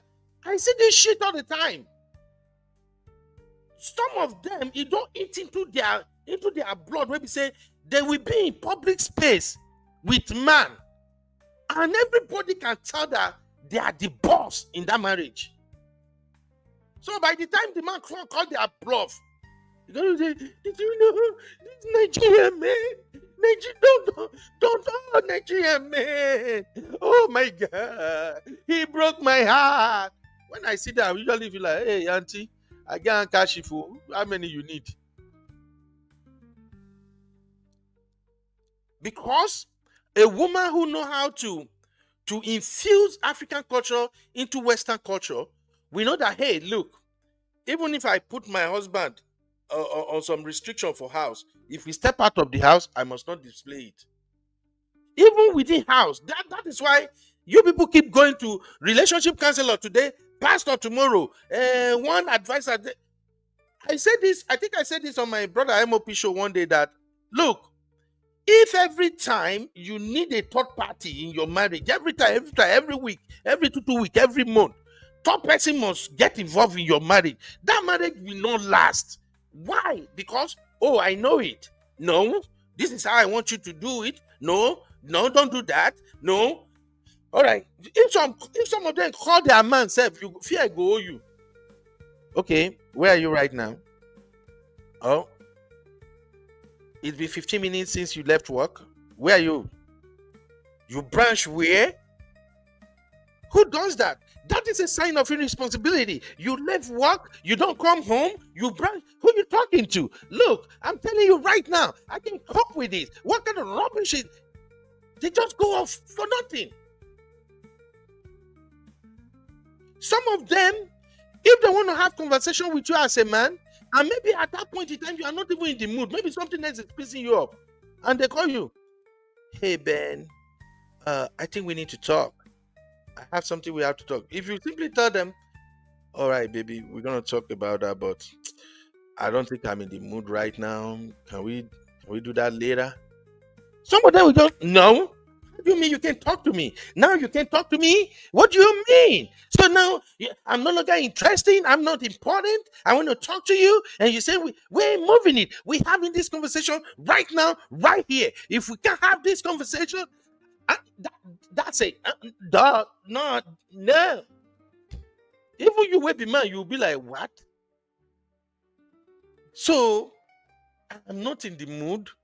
I can't even say, please, let's have this conversation another time. Now lie. I'm not saying all of them are doing it, but 70% of African women that come to this country and they embrace this American lifestyle, shit, you don't know jack. If they come marry you for Nigeria, they bring you come, you are in trouble. If they meet you for here, you are still in trouble. I'm just saying it. I'm not saying it sounds crazy, but please check. Don't let this my talk, not let that affect you if you are not doing it. You are okay. I'm just saying it for you to know that this shit, it pisses men off. Some men will talk, some not go talk. And if they have endured for a while with you, and be like say they are stuck in the marriage, now you have a marriage whereby only you are in the marriage. That's all I'm saying. If Simbi and Abby, is there any comment we are supposed to review? Okay, Sister Temila, they said, true, my daughter now, I'm teaching her not to talk too much and listen more and stop interjection in conversation. God bless you, my sister, for being honest. Oh, Sister Temila, God bless you. I'm telling you, I'm a parent myself. My own daughter, I had to like almost go ballistic on her when she was like 14. Before she see that, oh, this is really a problem. I have to tell my daughter, anything like this. The moment I, hey, baby, this, pow, my daughter don't fly. No, Dad, that's not what happened, Dad. And I'll be like, I am talking, you are talking. That will not work. After a while, now I engage the service of my wife. Now I tell my wife, I say, babe, wala timbo, wala don't they come. This same thing, just watch. You see American children video online every time now. That is how it starts. Then they will now grow to an adult with that nasty attitude. You can never overtalk them. Now them go overtalk you. You can hardly get a message across to them. And that same nasty attitude, they go carry them. Enter relationship. Now, by the time any small thing the boy can't talk, any small thing the man can't talk, the man is frustrated. Now then go still come and say, I can't believe what he did. He has this narcissistic attitude. He's a misogynistic. He's... I'm sorry. It is what it is. Anyway, let's move on to the final part of today's show. Because I say this one hot now. This one where my Simbi and Abi no talk. Eleti oti get us be. Yes. That's why it's called Benorant. The bottom line is lesson. That's all I'm saying. That's Uncle the Ben, I actually lesson. agree with everything you're saying. You hit the nail on Oh, the head. thank you. Exactly. Same. The only thing is justice for Gen Z. Oh, justice for Gen Z. Because I understand what you're saying, that we're taught to be, I guess, expressive and assertive. And that's why you find that a lot of Gen Z are even more confident at younger age in comparison to maybe previous generations, which obviously is admirable. So there just has to be that balance, right? And generally, I think it's also just ladylike to talk less, you know. So that's what I'm gonna say. No, ladies should talk. Ladies should talk. But the thing is, when you talk, try to listen. I promise you, if you not listen to 8 out of 10 men, you go don't judge them until you later listen to them before you go come understand what thing that they do. Men, we have our own, we get our own habit, some nasty habit. We move certain way where we say, even we say we know say it's wrong. But if you not get patient, figure how to let us know that this habit, it get how it dey be. May we see him. No. It could just be like say, oh, this man is intentionally doing this thing. And when it comes to conversation, when it comes to communication, if you are the woman that talks a lot, because the crazy part is that a lot of women don't know say that they talk so much. That's the biggest thing. That's why you will see anytime I see a lady that say maybe she'll be talking and she'll be like, okay, hold on, maybe I have to stop now because I've been talking for a while. My heart go just so you say, yes, these are the women I'm talking about. Women who figure it out finally that, oh, it's like I'm talking too much. That is all I'm saying. Men go give you headache. Oh. May God forgive us. Oh. Anyway, let's go to the final story, guys. Oh, man, I know verse. I was just ranting because I like trouble. I don't want peace. I want problems always.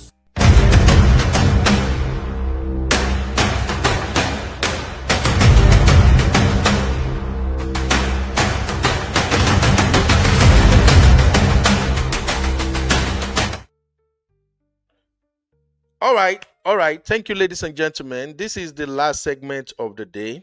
So this my brother. I don't know if you guys have seen him on Instagram. He's very famous. He's the guy that introduced this. Share you the year now. Hope you understand now. Share you get now. You know all this kind of thing. But this guy made this video, and I have to be honest with you. I only agree with about 40 to 45% of what he said. The rest, I don't agree, but I see that it's something we can actually deliberate upon. Let's talk. Men in America don't marry Nigerian women in America. The truth is that an average Nigerian man in America wants a Nigerian woman because there is nothing better than a body that understands your language, your culture, your food, and everything about you. But Nigerian women in America are too tough, hard to please, very demanding. The moment you walk to a Nigerian woman in America, the first thing she will ask you is, are you a citizen? What do you do for a living? What kind of car you drive? Where do you live? Like, why are you asking if he's a citizen when you yourself are a citizen? Will you die if you marry your kind to legalize your kind? You will not die, yet you will not do it. You get to the point. Now, America is supposed to unite all of us all, but America is dividing us. Nigerian women in America have more opportunity academically than Nigerian men. Yet, hardly to see a Nigerian woman helping a Nigerian man. You get to the point now, we are losing our men on a daily basis. 70% of Nigerian men from the age of 30 and above in America are all married. But 80% of Nigerian women from the age of 40 in America are all single, divorced, or never been married. You get to the point now, calm down, slow down. We are losing ourselves in this generation. So why is it that Nigerian men in America don't marry Nigerian women in America? The truth is that an average Nigerian man in America wants a Nigerian woman because there is nothing better than a body that understands your language, your culture, your food, and everything about you. But Nigerian women in America are too tough, hard to please, very demanding. The moment you walk to a Nigerian woman in America, the first thing she will ask you is, are you a citizen? What do you do for a living? What kind of car you drive? Where do you live? Like, why are you asking if he's a citizen when you yourself are a citizen? Will you die if you marry your kind to legalize your kind? You will not die, yet you will not do it. You get to the point in America supposed to unite all of us all, but America is dividing us. Nigerian women in America have more opportunity academically than Nigerian men. Yet, hardly to see a Nigerian woman helping a Nigerian man. You get to the point now, we are losing our men on a daily basis. 70% of Nigerian men from the age of 30 and above in America are all married. But 80% of Nigerian women from the age of 40 in America are all single, divorced, or never been married. You get to the point now, calm down, slow down. We are losing ourselves in this generation. So why is it that Nigerian men... All right. I believe everybody listening to him. And I believe you can agree and disagree with many things. Like I said, I only agree to about maybe 40% to 45% of what he said. And I see a lot of things I don't agree with. But fortunately, the ones I agree with are what more or less is what I think we should address. And we can also point out others. But first, let me answer this. To why I said, Uncle Beno, are you talking from experience? Your tone is giving away so much emotions. Yeah, let me address this, my sister. See, I'm a straightforward kind of person. And when I see people who are suffering from a problem they could have solved by themselves and they can't figure it out, it dey pain me. They pay me. And when I see people who just want to use wokeism to rub everything, knowing fully well that at one point or the other, it will come back and bite them, it dey pain me. So if you see that my voice was loud or something, it's because I am just sick and tired of seeing people doing the same thing all the time and they are getting negative results, and yet they don't want to change. That's why you hear that from the way I'm speaking. A woman who is married once, divorce, or a man who is married once and divorce, move into a second relationship and they did not make any adjustment. They still come into the second relationship, same attitude, same mannerism, same behavior, same standard, same expectation. And then give the second relationship 1-2 years, they'll begin having a lot of problem again. What do you think is the problem? Too why okay? That's what I'm saying. That's what I'm saying. Listening to, I work in a field that is almost 75% dominated by women. And you know women talk all the time. You see that, you hear them complain all the time. Life is good for you. Make you good job, good money, everything. And the one thing you desire the most, which is a good relationship, to have a man that is ready to die for you. A man that see you as number one. That one thing that you should have is the only one thing that is eluding them all the time. And even you will be friend, you are not dating them. You are also seeing the same nasty attitude. That even you will be friend, you are looking at it like, shit. If I'm a man, I can't cope with this. I hope you understand what I'm saying. So okay. So it's not that maybe I'm emotional. I'm emotional about it because everybody deserves happiness. Everybody deserves love. Everybody deserves to be cherished. Everybody deserves to have a partner that loves you as if you are their soul. But just a couple of things that you can adjust in you to allow you hold that person down. You can't adjust it. And you are getting the same result all the time. And every time it's never your fault. It's someone else's fault. So look around. Our young men, 35, 40, they are struggling to find wife. Women are leaving them after 6 months, after 1 year of women are leaving them. How about our girls? So that is why I'm passionate about it. I just feel like these are small thing, minor thing you can twist. And if we not begin to use people like Yinka Theisen to pick it out, to say what she's doing wrong, so that other people can correct it, then the message may be lost. So coming to what this guy is saying, Nigerian men are not marrying Nigerian women in abroad because of this, because of that. One of the things he says is that when you meet Nigerian men, you will ask them, do you have paper? If you don't get paper, you where you be citizen, you know fee marry and do paper for them. I am 100% against that. I cancel it. Thank you, Uncle Beno. Okay? Yeah, I cancel that. And the reason I cancel it is this. If somebody said they loves you because of paper, or they don't have paper and they say they love you, I swear, they will do everything that will make you think that they are Angel Gabriel. But if paper is the main reason they are saying they love you, wait until you give them that paper. So I disagree with that one way in talk. That is not the issue. Even me, where I dey here, if I'm single, I not go marry woman where I will give paper. Hey, me, Timothy, now you don't show ni shege. When I don't see how many men where don't marry people, give them paper, finish, they show them pepper. Then plenty. We did this country together. We know each other's story. We know. It's the same thing across US. Go to Maryland, go to New York, go to Texas, go to Houston, go to Dallas, go to everywhere where Nigeria dey. It dey happen wella. Man, go marry, see fellow Nigeria where they here, no get pali, you marry and say, oh my, who dey die, like it. Marry finish. Give am paper, you see shake it. The one where they vex me pass, you go see short man. You go marry girl way tall, we no get pali. And you go say, she love me. I'm going to show you a yawere ni. Girl way fine like this, way tall, pass you everything, and you might say he love you.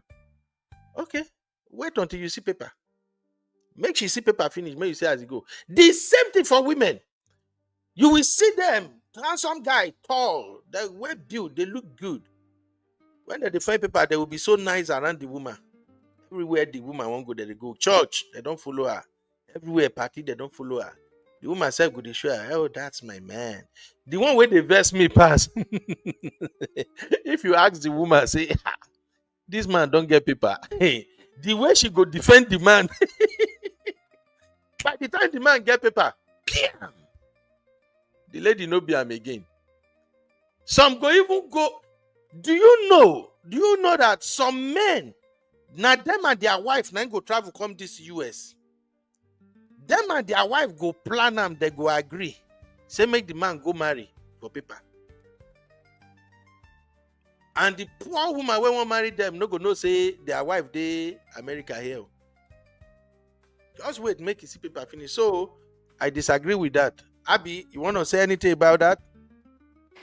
Uncle Benomi, I don't understand these things because, like you said, I don't want to. It's one thing to marry. So I've dated one guy who's British born and raised, and that my ex wasn't. But with the way his life was set up, you would know that the paper is the least of his problems. It's just an addition. I don't know if what I'm saying makes sense. So I'm not opposed to marrying someone who hasn't completely gotten their stay. But based off of where they are at, everything they were pursuing before they met you, you would know that that's not the intention. Does that make sense, Uncle Beno? So I can't say I'm going to not date somebody just because they don't have dual citizenship. But it just depends on the way they go about it. I've seen people, because I saw Chucky saying in the comments that it's not rampant in the UK. It is actually quite rampant in the UK. In fact, especially in the last 5 years, it's become a thing more than I've heard before. I don't know if it's because of my age and I'm hearing these things all the time. Yeah. But the problem I have with this man's video is the generalization, please. The reason I would want to know a man's stay is just to also like measure up what his what's the word I'm looking for, Uncle Beno? What's where he's at in life. I don't know if that makes sense. Not because I don't want to give him papers categorically. Like I said, if you have so much more going for yourself, it makes sense that marrying me, that would just be the, the cherry on top of the icing. I've had they say it, Yep. So I don't like his generalization. Obviously, he's speaking from an American standpoint. I don't live in America. I don't know that much about America. But the generalization is alarming because I know there are women that don't have a problem with it as long as you have so much more bringing to the table. Because I know I don't have a problem with it, but you can't be a bum and I know that that is your priority, and then you want to now marry me within 6 months. It's red flag now. It's giving, oh my God, are you trying to use me? Do you know what I mean? Yeah. But if you're already working your way through, your job is already sponsoring you, all of that stuff, marry me to make it a bit easier, that's not a problem. Okay. So that's how I feel about it, Uncle Beno. Yeah. The second thing I disagree with him when he said that okay, women are doing better, men they have jobs and all of that, and they should help men and stuff like that. I think he mentioned something like that. For me, I disagree with that. Now, listen. Yes, women are doing better. They are in tech. They go to school. They have great job. They make 6 figure like say na water. Cool. But my take has always been if your woman is within the 100K to 150K bracket, what stops you as a man from getting to at least 80K?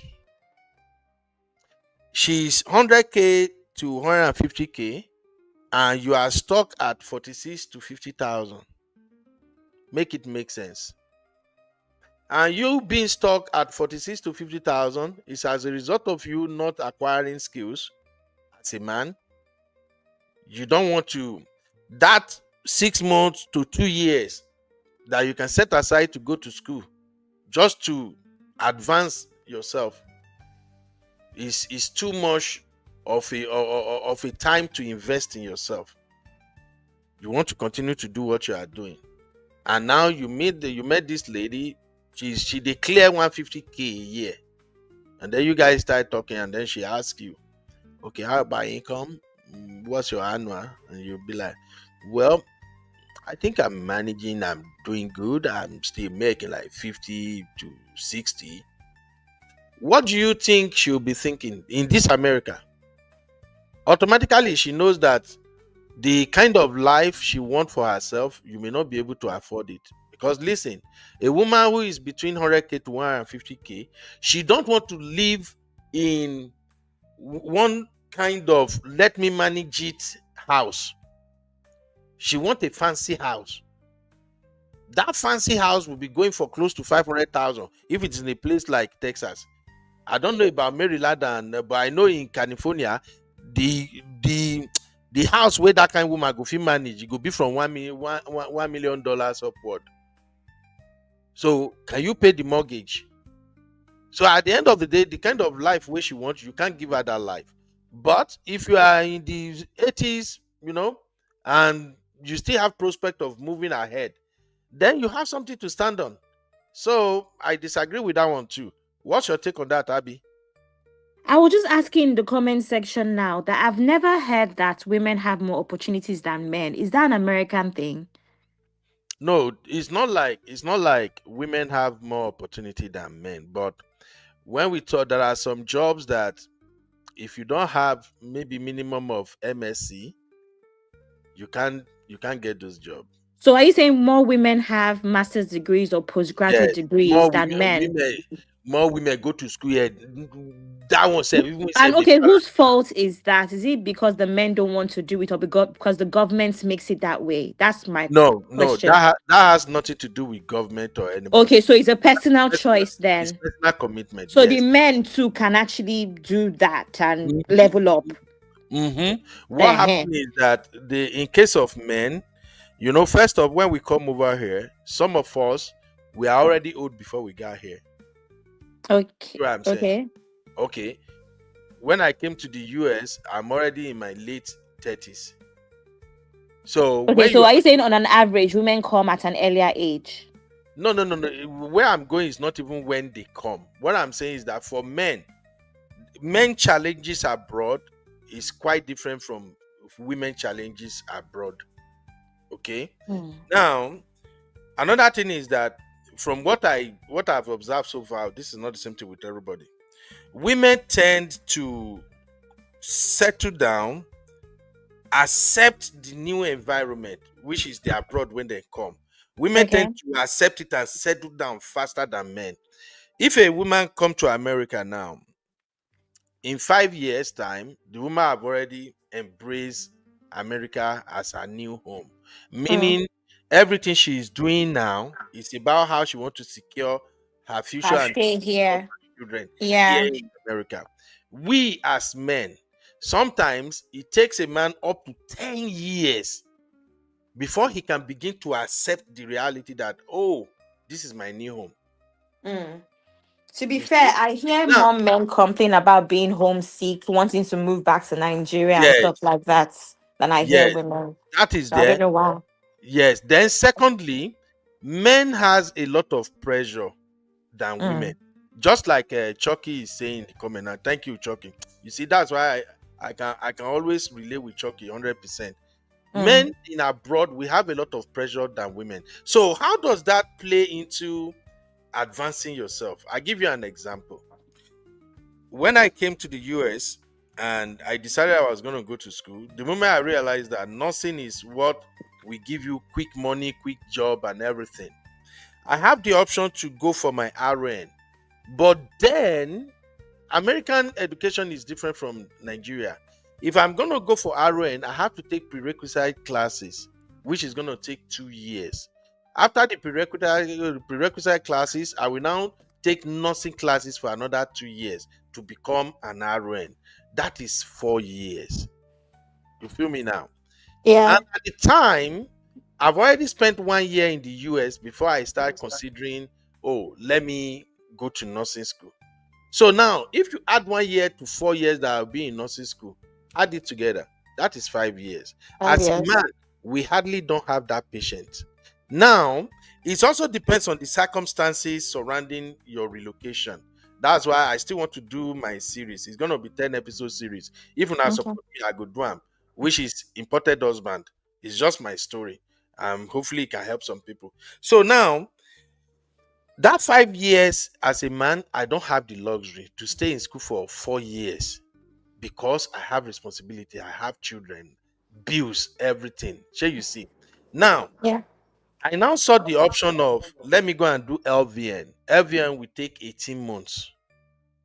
As an LVN, your depending on your state, but the difference in wages is just about like where I am now in Testat and working for government. The difference in wages is just like about $1,400. So LVN and RN is just like about $1,400 different. Okay, so I look at the option that all right, if I sacrifice 18 months to have my LVN, that alone, the salary alone is enough to take care of all my bills. And tell you what, since I've been working as LVN, I'm just giving you an example. We were in apartment when I was going to school. We were in we started with one room and parlor apartment. Then when we moved to 2 bedroom apartment, that's when I started going to school. By the time I was done with my school and I started working as LVN, we are still in that 2 bedroom apartment, but my salary was enough to pay all our bills. Now, from living in apartment, we bought our own house, and I still pay almost all the bills in my house. My wife support to her credit. To every month she send money to my account. Sometimes I don't even know how much she send. But where I'm going is that as a man, my LVN salary is still pays for my house. And where I live, mortgage in this area where I live, mortgage ranges from $3,000 to $3,800 in a month. And I'll still pay my mortgage, pay for car, pay for this, pay for everything, pay utility, pay every goddamn thing. And I still get money where I go still save for account every month. You see what I'm saying, my dear? Are you getting me? I understand. Yes, Uncle Beno. So now, as a man, being an FVA already solved all my problem financially. Then, because I'm a Nigerian, I'm into business, I have other skills and everything I'm doing. I don't want to go into my finances, but I know what is coming in there is even more than the FVA thing. Now, I've enrolled back in RON school, but I'm struggling. Do you know what? Do you know why I'm struggling? Not like I'm struggling academically, but it's stressful. To me now, it looks like a burden. Those hours I spent taking my classes and everything, I just feel like shit. Now, if you flip it around, for a woman, instead of going to school for 18 months to get that certificate that push me up, a woman will sit down there. She go finish that 4 years. Are you following my story now? So when the woman finish that 4 years and she start working, many of them from RON, the moment they finish RON, within a year, they go do their BSN. After they get their BSN, if they marry husband, will be hustler, to where they do well, give these sisters another 2 years. Before you know, they are back. They don't go become nurse practitioner. Their yearly income now is all the way to some of them. Nurse practitioner wait lazy for US, for a place like Texas. Now go they make like maybe 200,000 in a year. That is the lazy one. But the ones where be say them free, then they share. They are almost is always between 160 all the way to like 250 every year. So that's the difference. Women are more determined and they are more focused on what they want to do. But we as men, in between we settling down, taking care of family and everything, we still have load we are carrying in Nigeria. Remember, we are men. We won't build house for Nigeria. We get house for here. We want to do this. So we are dealing with so much. There is so much pressure on us. So that is the reason why once we go to school and we reach certain level, we are no longer interested. The next thing we won't begin to think of business or something else. Why you go just see the women, they go. Once women see say in Peking don't grow, they don't carry their yansh, go back to school again. Before you know, your wife where you carry come from Nigeria, when we get ordinary small quality from Nigeria, now for your eye, she's now a PhD holder, which is a good thing if she's a good woman. But I'm just telling you how this thing works. So Uncle Beno, talking about women make this money. No, I'm not blaming women for that. Uncle Beno, I hear you. And I empathize with men and all of their struggles and all of their pressures. However, it still sounds like a personal decision. It's still because at the end of the day, women can decide that, oh, all I need to do is marry and be a stay-at-home mom and not improve myself. Everybody can decide that whatever societal pressure or expectation that surrounds them, they can actually use that to their advantage. So while I empathize with men and all of their pressures and the difference between men and women, is still an individual decision. I always say that it's one thing for you to want to do something for yourself.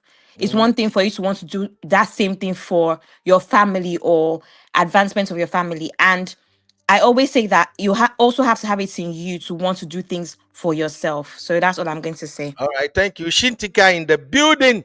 Uncle Bello, good Yes, evening. Hi, everyone. I talk too much today now because I say I dey rant.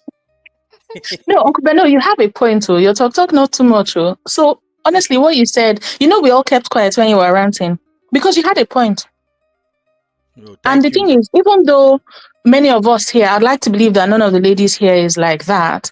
But the thing is, when somebody is speaking from their own perspective on something that affects many of the people in your subgroup, sometimes you listen. In fact, all the time you listen, not because it applies to you necessarily, but because there are notes that you can take. There are ways that you can, just add to the good that you're already doing.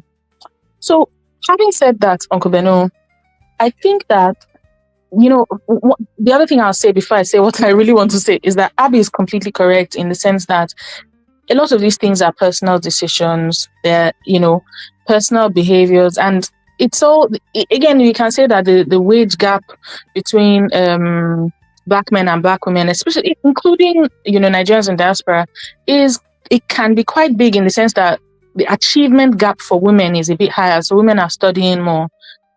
But when we think about it, now this is where my own point is going to come in. I think now good, well-meaning big brothers like you need to encourage younger men and even men in your age group that may not be married, that now all you bring to the table is not all that's in your pocket. So there's a gap, there's a challenge that many Nigerian men in diaspora have, which is that our forefathers took care of the home, and whatever else they did was not really an issue. Their behavior did not matter. Their kindness while they took care of the bills did not matter. Yeah. But now we're in a generation where women have realized that nobody's coming to save us. So we have to go to school. How about us? Are we now husband? No. Oh, now you're supposed to save us before now. We were dreaming and we're still hoping that you will come and save us. But now the way you save us is by your kindness. It's not only by your pocket. And some Nigerian men are imagining that women should just accept them. Some Nigerian men who have not attained to where they want to go. And the truth is, everybody's on a journey. Attainment is a personal thing. The thing you want to achieve in life, everybody is different.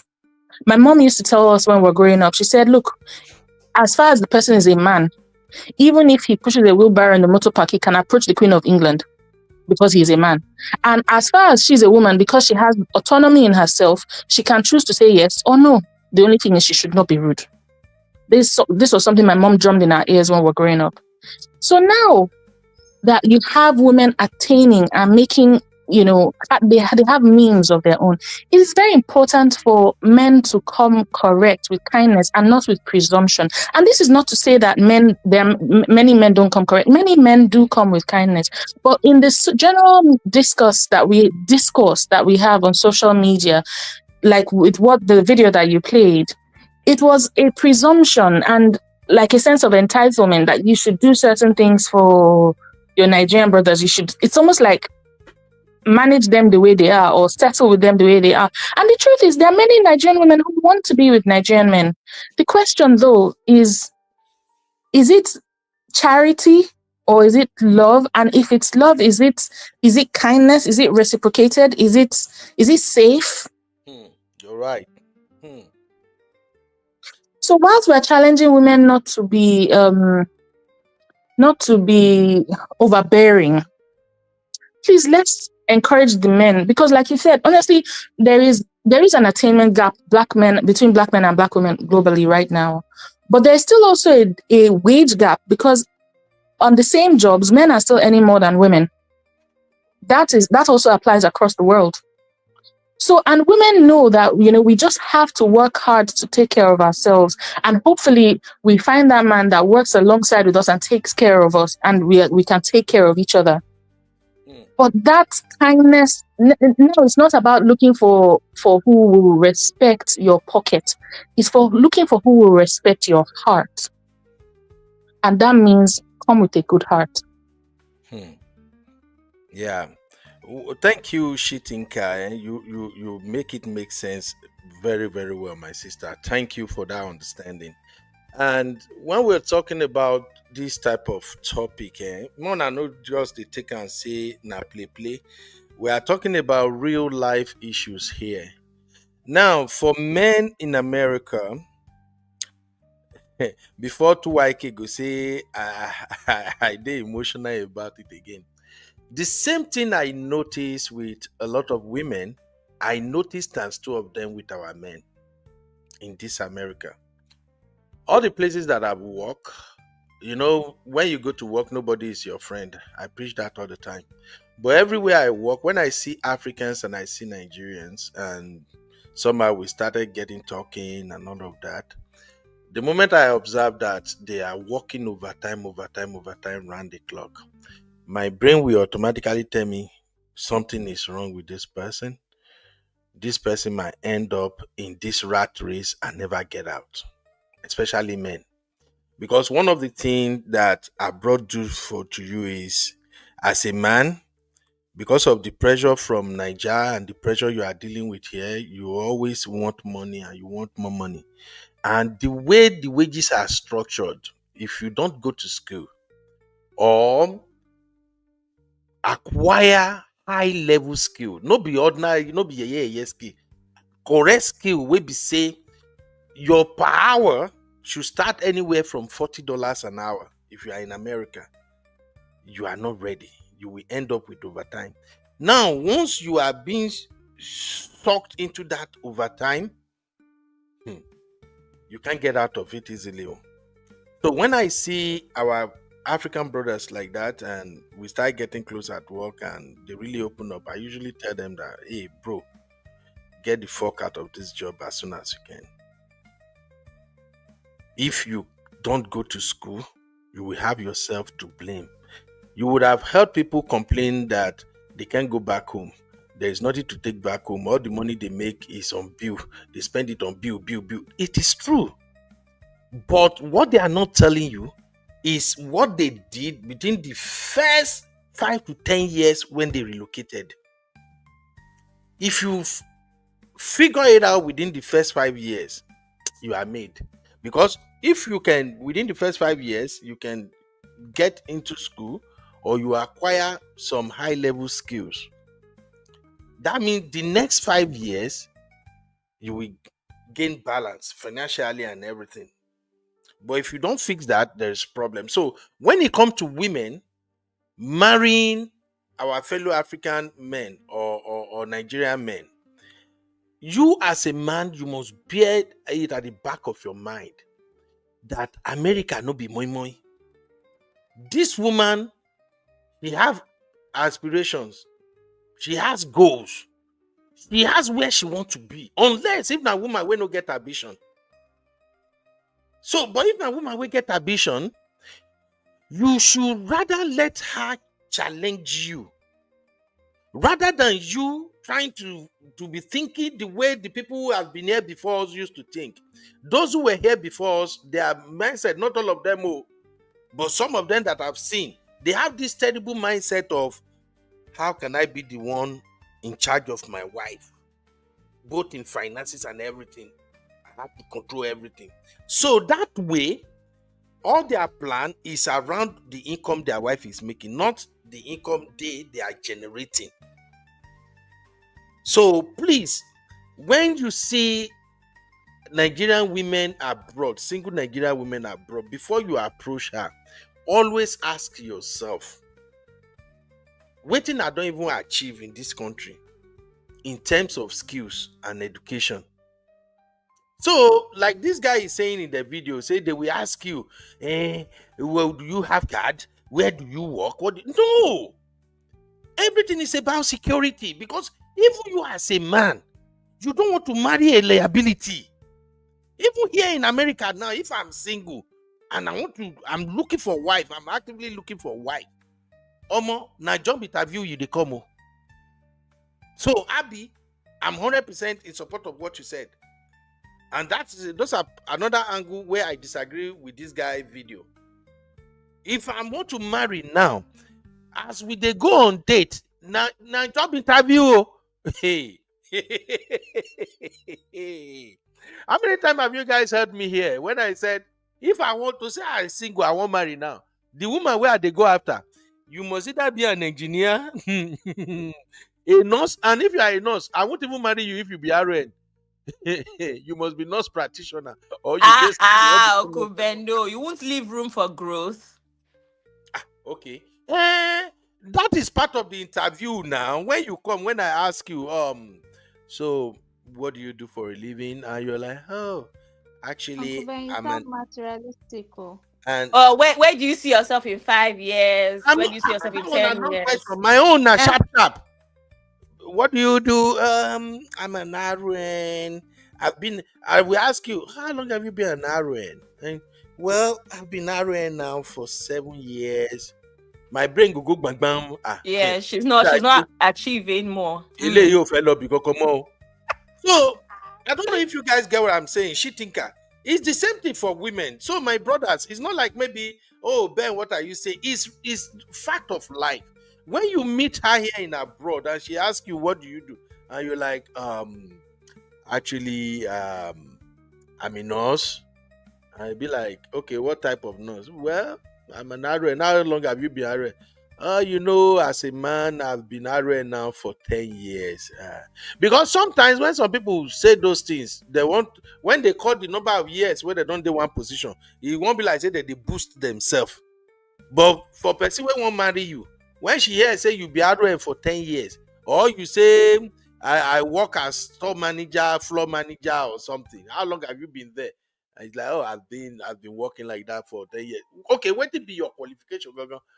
And there's nothing is showing that you are advancing. Voila, they come. So, as a man, if you meet woman for this America, she asks you what do you do, and you tell her your job, and you know that nothing shows career path or career advancement. If you are into business, quickly tell her about the business. That will take care of the rest. I don't know, maybe you now understand what I'm saying. Now, Abby and she thinker. Oh yeah, no, I understand you because remember that's exactly what I said. Eh, I've always maintained the stance that it's not about you coming as a millionaire. It's about you exactly. actually having the mindset that wait, every couple years I'm doing this and then I'm improving. So you Mhm, have to be with someone like that, period. Someone that exactly. actually wants to improve. And Exactly. someone my daddy always says that I should not marry anyone that's not teachable as well.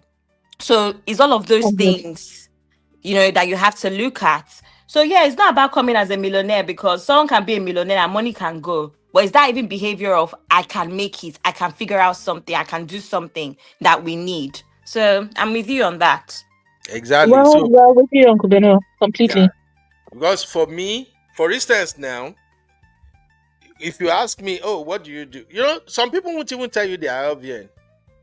Which for me, I don't get an F because even people wey know me say people wey go school pass me say when they know me, they always be like, Ben, show us way, show. And I'll be like, which kind of way I won't show you? Me, wey be say my level now down there a day. So if a girl asks me, okay, what do you do? I'll tell you, well, actually, I'm an FVN. I'm already back in school to get my RM, but in reality, I think I'm tired of nursing. But however, I also LLC, and I also have a DBA attached to it. I do this on the side and just a couple of investment here and there, nothing much. But if you know dull, by the time I tell you other things I'm doing, as a woman, your brain will don't tell you say, okay, all right, cool. I think this guy is fixable. At least instead they go school and then in the run business because another thing is this in this abroad, only your salary no fit sustain you as a man. No. Okay, Multiple. I get it. If you be doctor, maybe engineer, maybe you be oga for tech. Okay, maybe you are into cyber security. And for in case you don't know, not be all the people with dey cyber security they make money. Oh. Cyber security get level.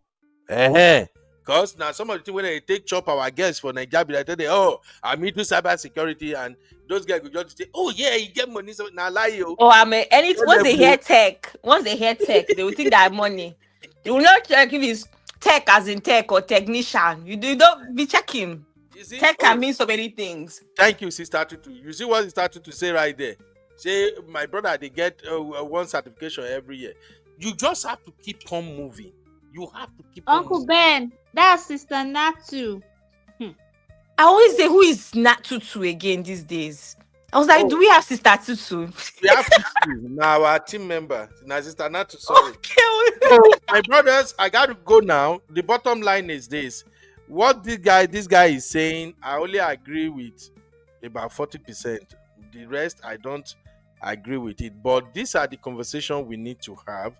I can still bring it back if you guys want us to discuss it fully.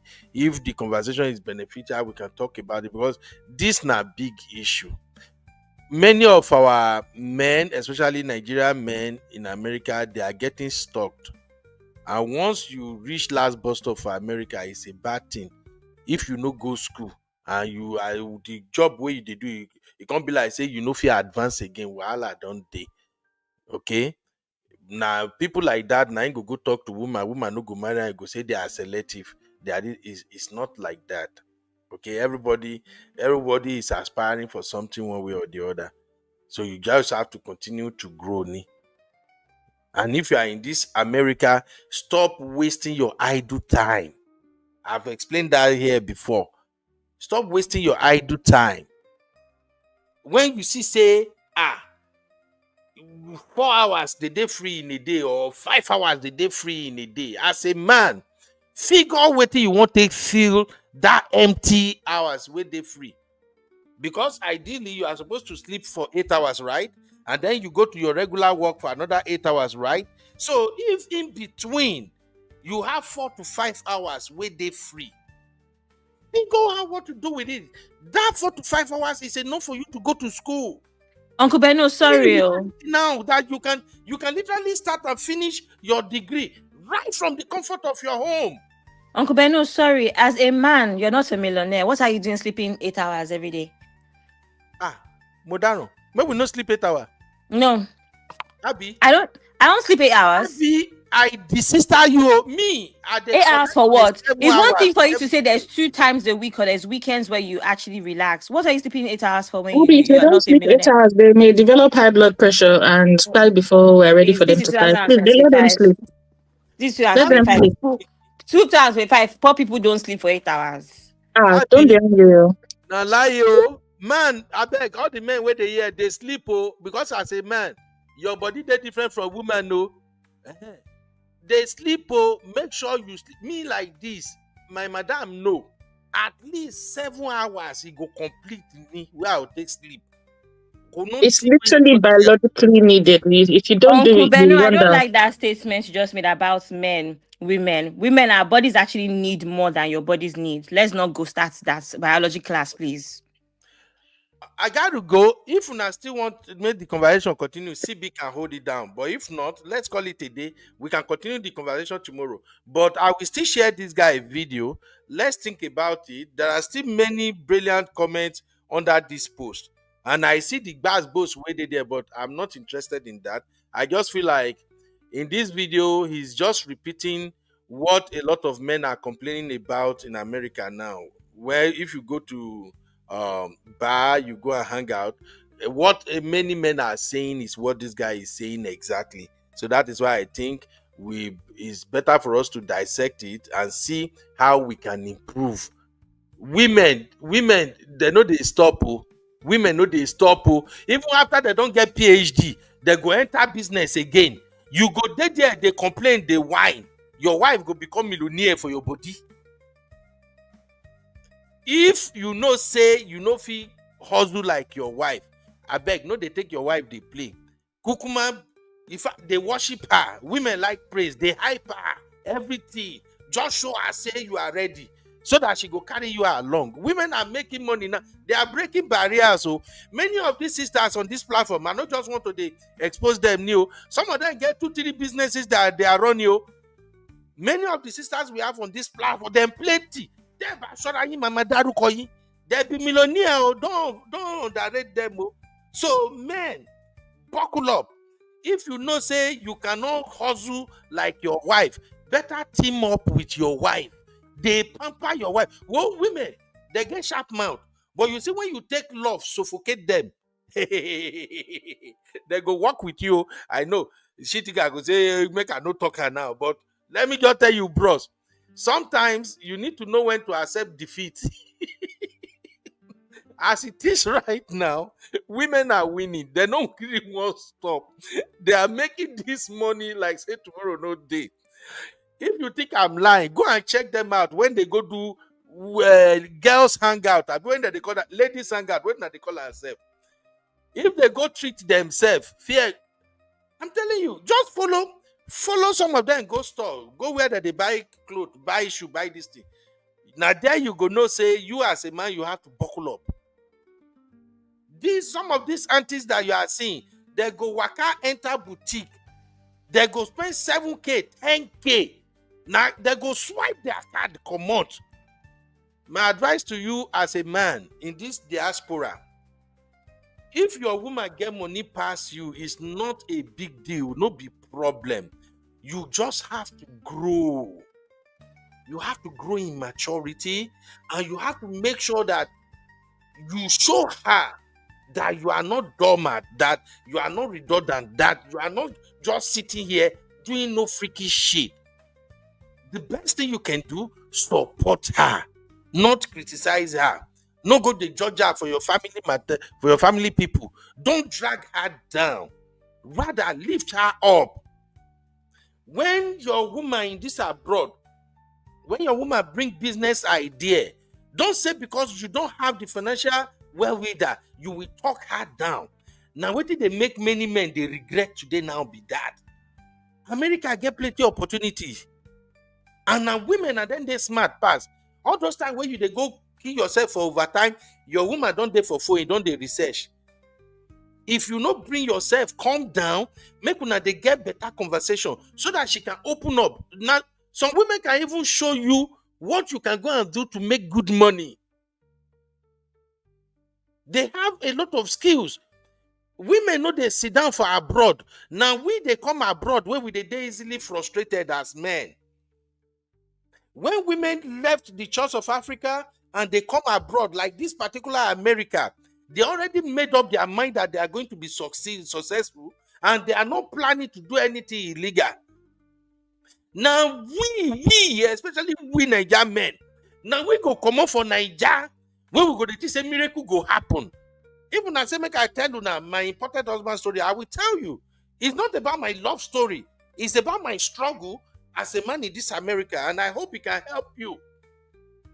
By the time you get to America, when you know begin see money the way they see them for Nigeria, you are going to be frustrated. But guess what our women are doing?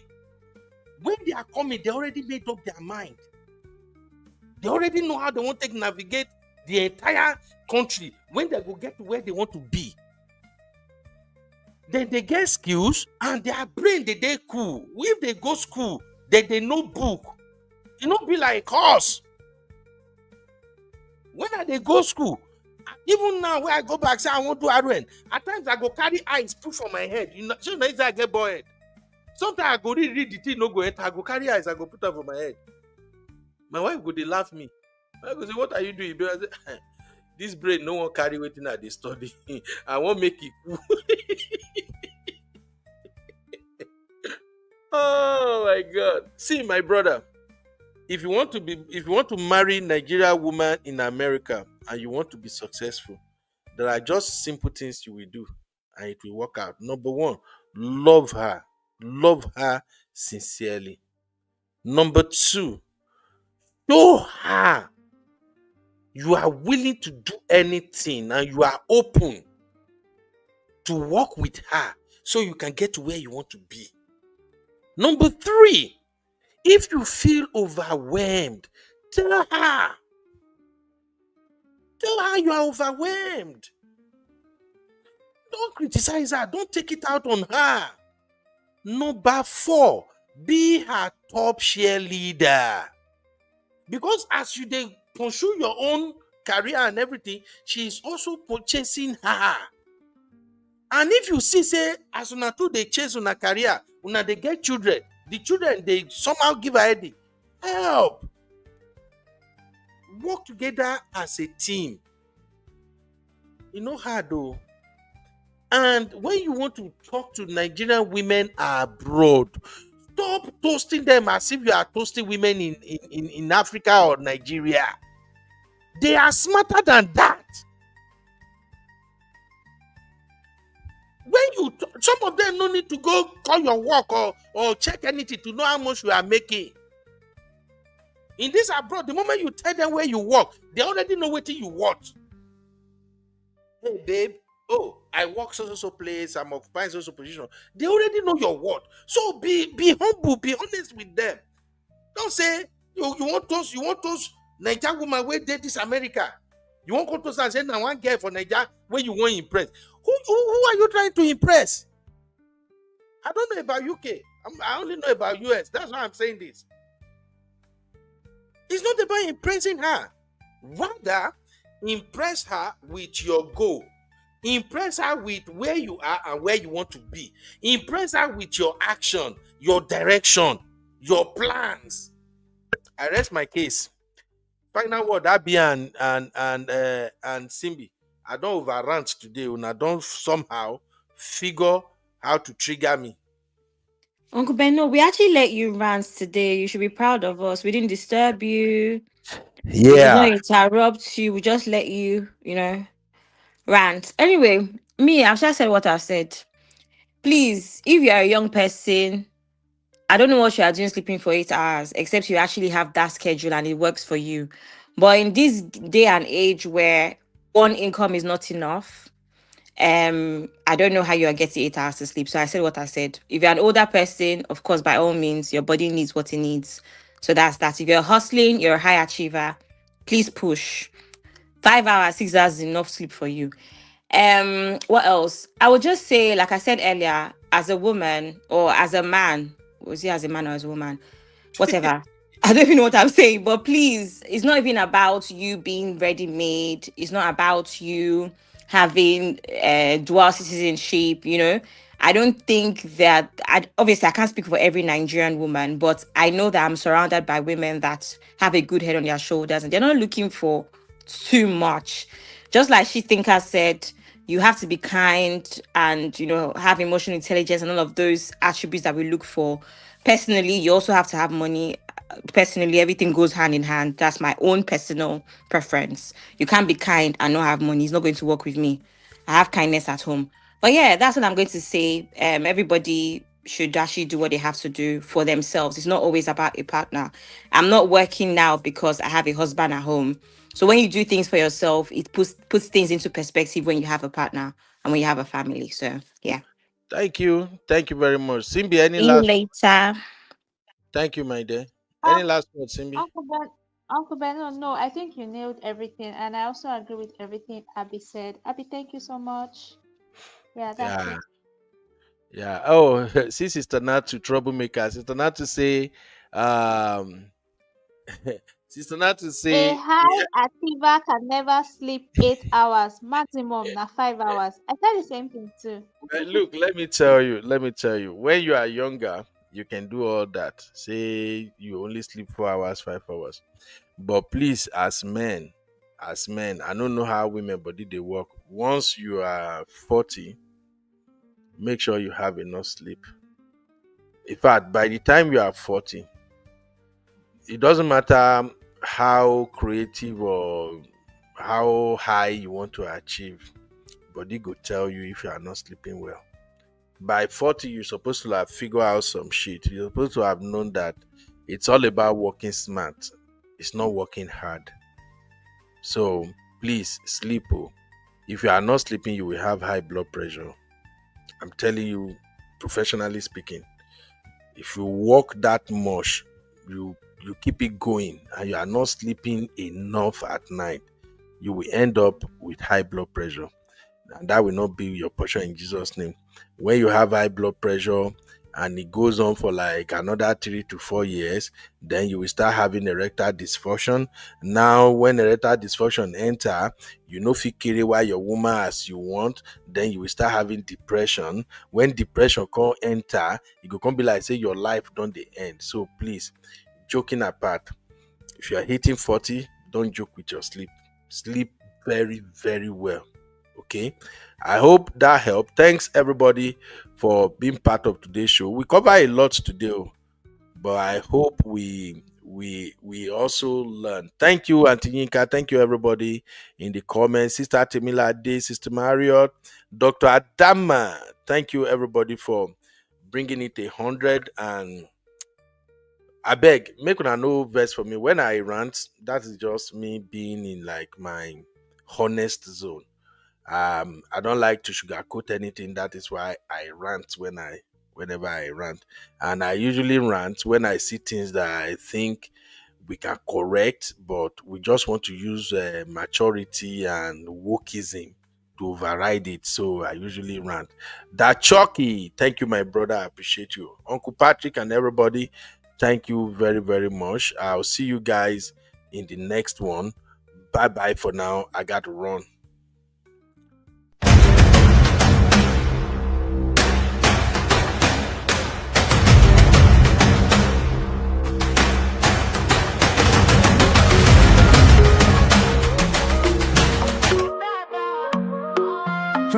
to Vegas, the lights are bright.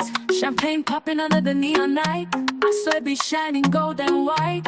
Laughter louder than the city's heights. We are step on the dance floor. Wind your waist, bend down low. Night out to the world, let it show. We rock it, we flex it, let it flow.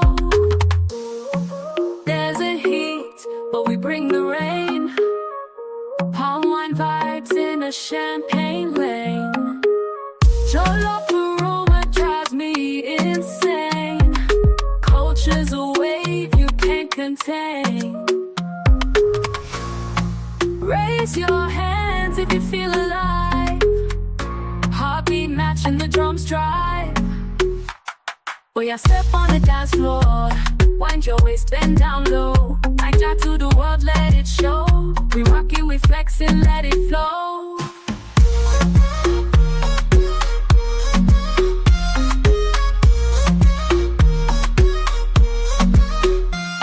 Dollars flying, catch a dream. Vegas nights a movie scene. From Lagos hustle to the strips gleam. This wedding's a vibe like you've never seen. We are step on the dance floor. Wind your waist, bend down low. Night out to the world, let it show. We rock it, we flex it, let it flow. Dollars flying, catch your dream. Vegas nights a movie scene. From Lagos hustle to the strips gleam. This wedding's a vibe like you've never seen. Oh yeah, step on the dance floor. Wind your waist, bend down low. Night out to the world, let it show. We rock it, we flex it, let it flow.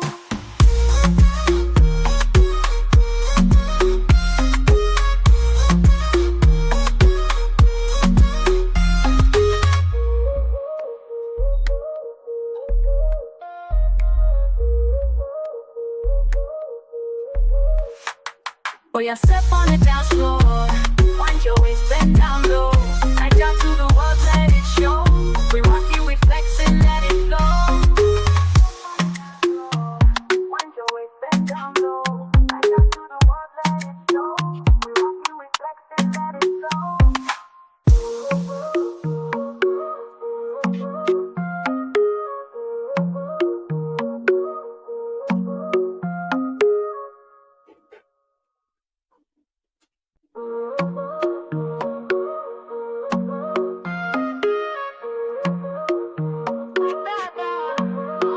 From Nigeria to Vegas, the lights are bright. Champagne popping under the neon night. I swear be shining gold and white. Laughter louder than the city's heights. We are step on the dance floor. Wind your waist, bend down low. Night out to the world, let it show. We rock it, we flex it.